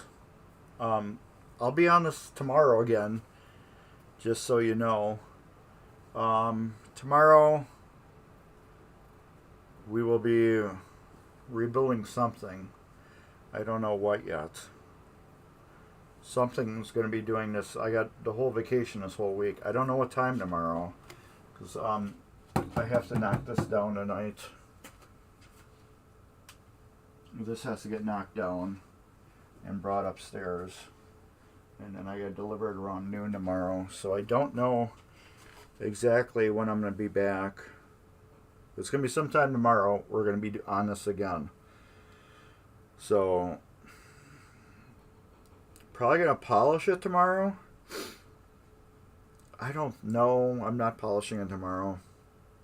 So what I do, tomorrow I might pull out the board out of the cabinet and throw that up here and start working on that. And I'll give this a whole another day to cure. It really just takes 24 hours, but the longer you can let glue sit, the better. But yeah, I gotta look up that part. I'll probably just wait off to make sure when I get done with everything, to make sure I don't have any like little broken leaves for any switches or anything like that. I still got the head, wherever the hell the head is. Head's right over here. We got to work on that. So maybe that's what we'll do tomorrow. We'll grab the head and tear that head apart. We'll do that tomorrow. We'll do the head. We're either going to do the head or the relay board out of it, and that's going to be later in the afternoon, more like night, late afternoon, early evening. We'll do that. So this I'm just gonna let sit. Tomorrow I'll take it and I'll stand it up over there, knock this down, bring the table, put that, and then work on the head. So we'll do that. I got parts to look up, and we've been at this for 3 hours and 49 minutes and 54 seconds.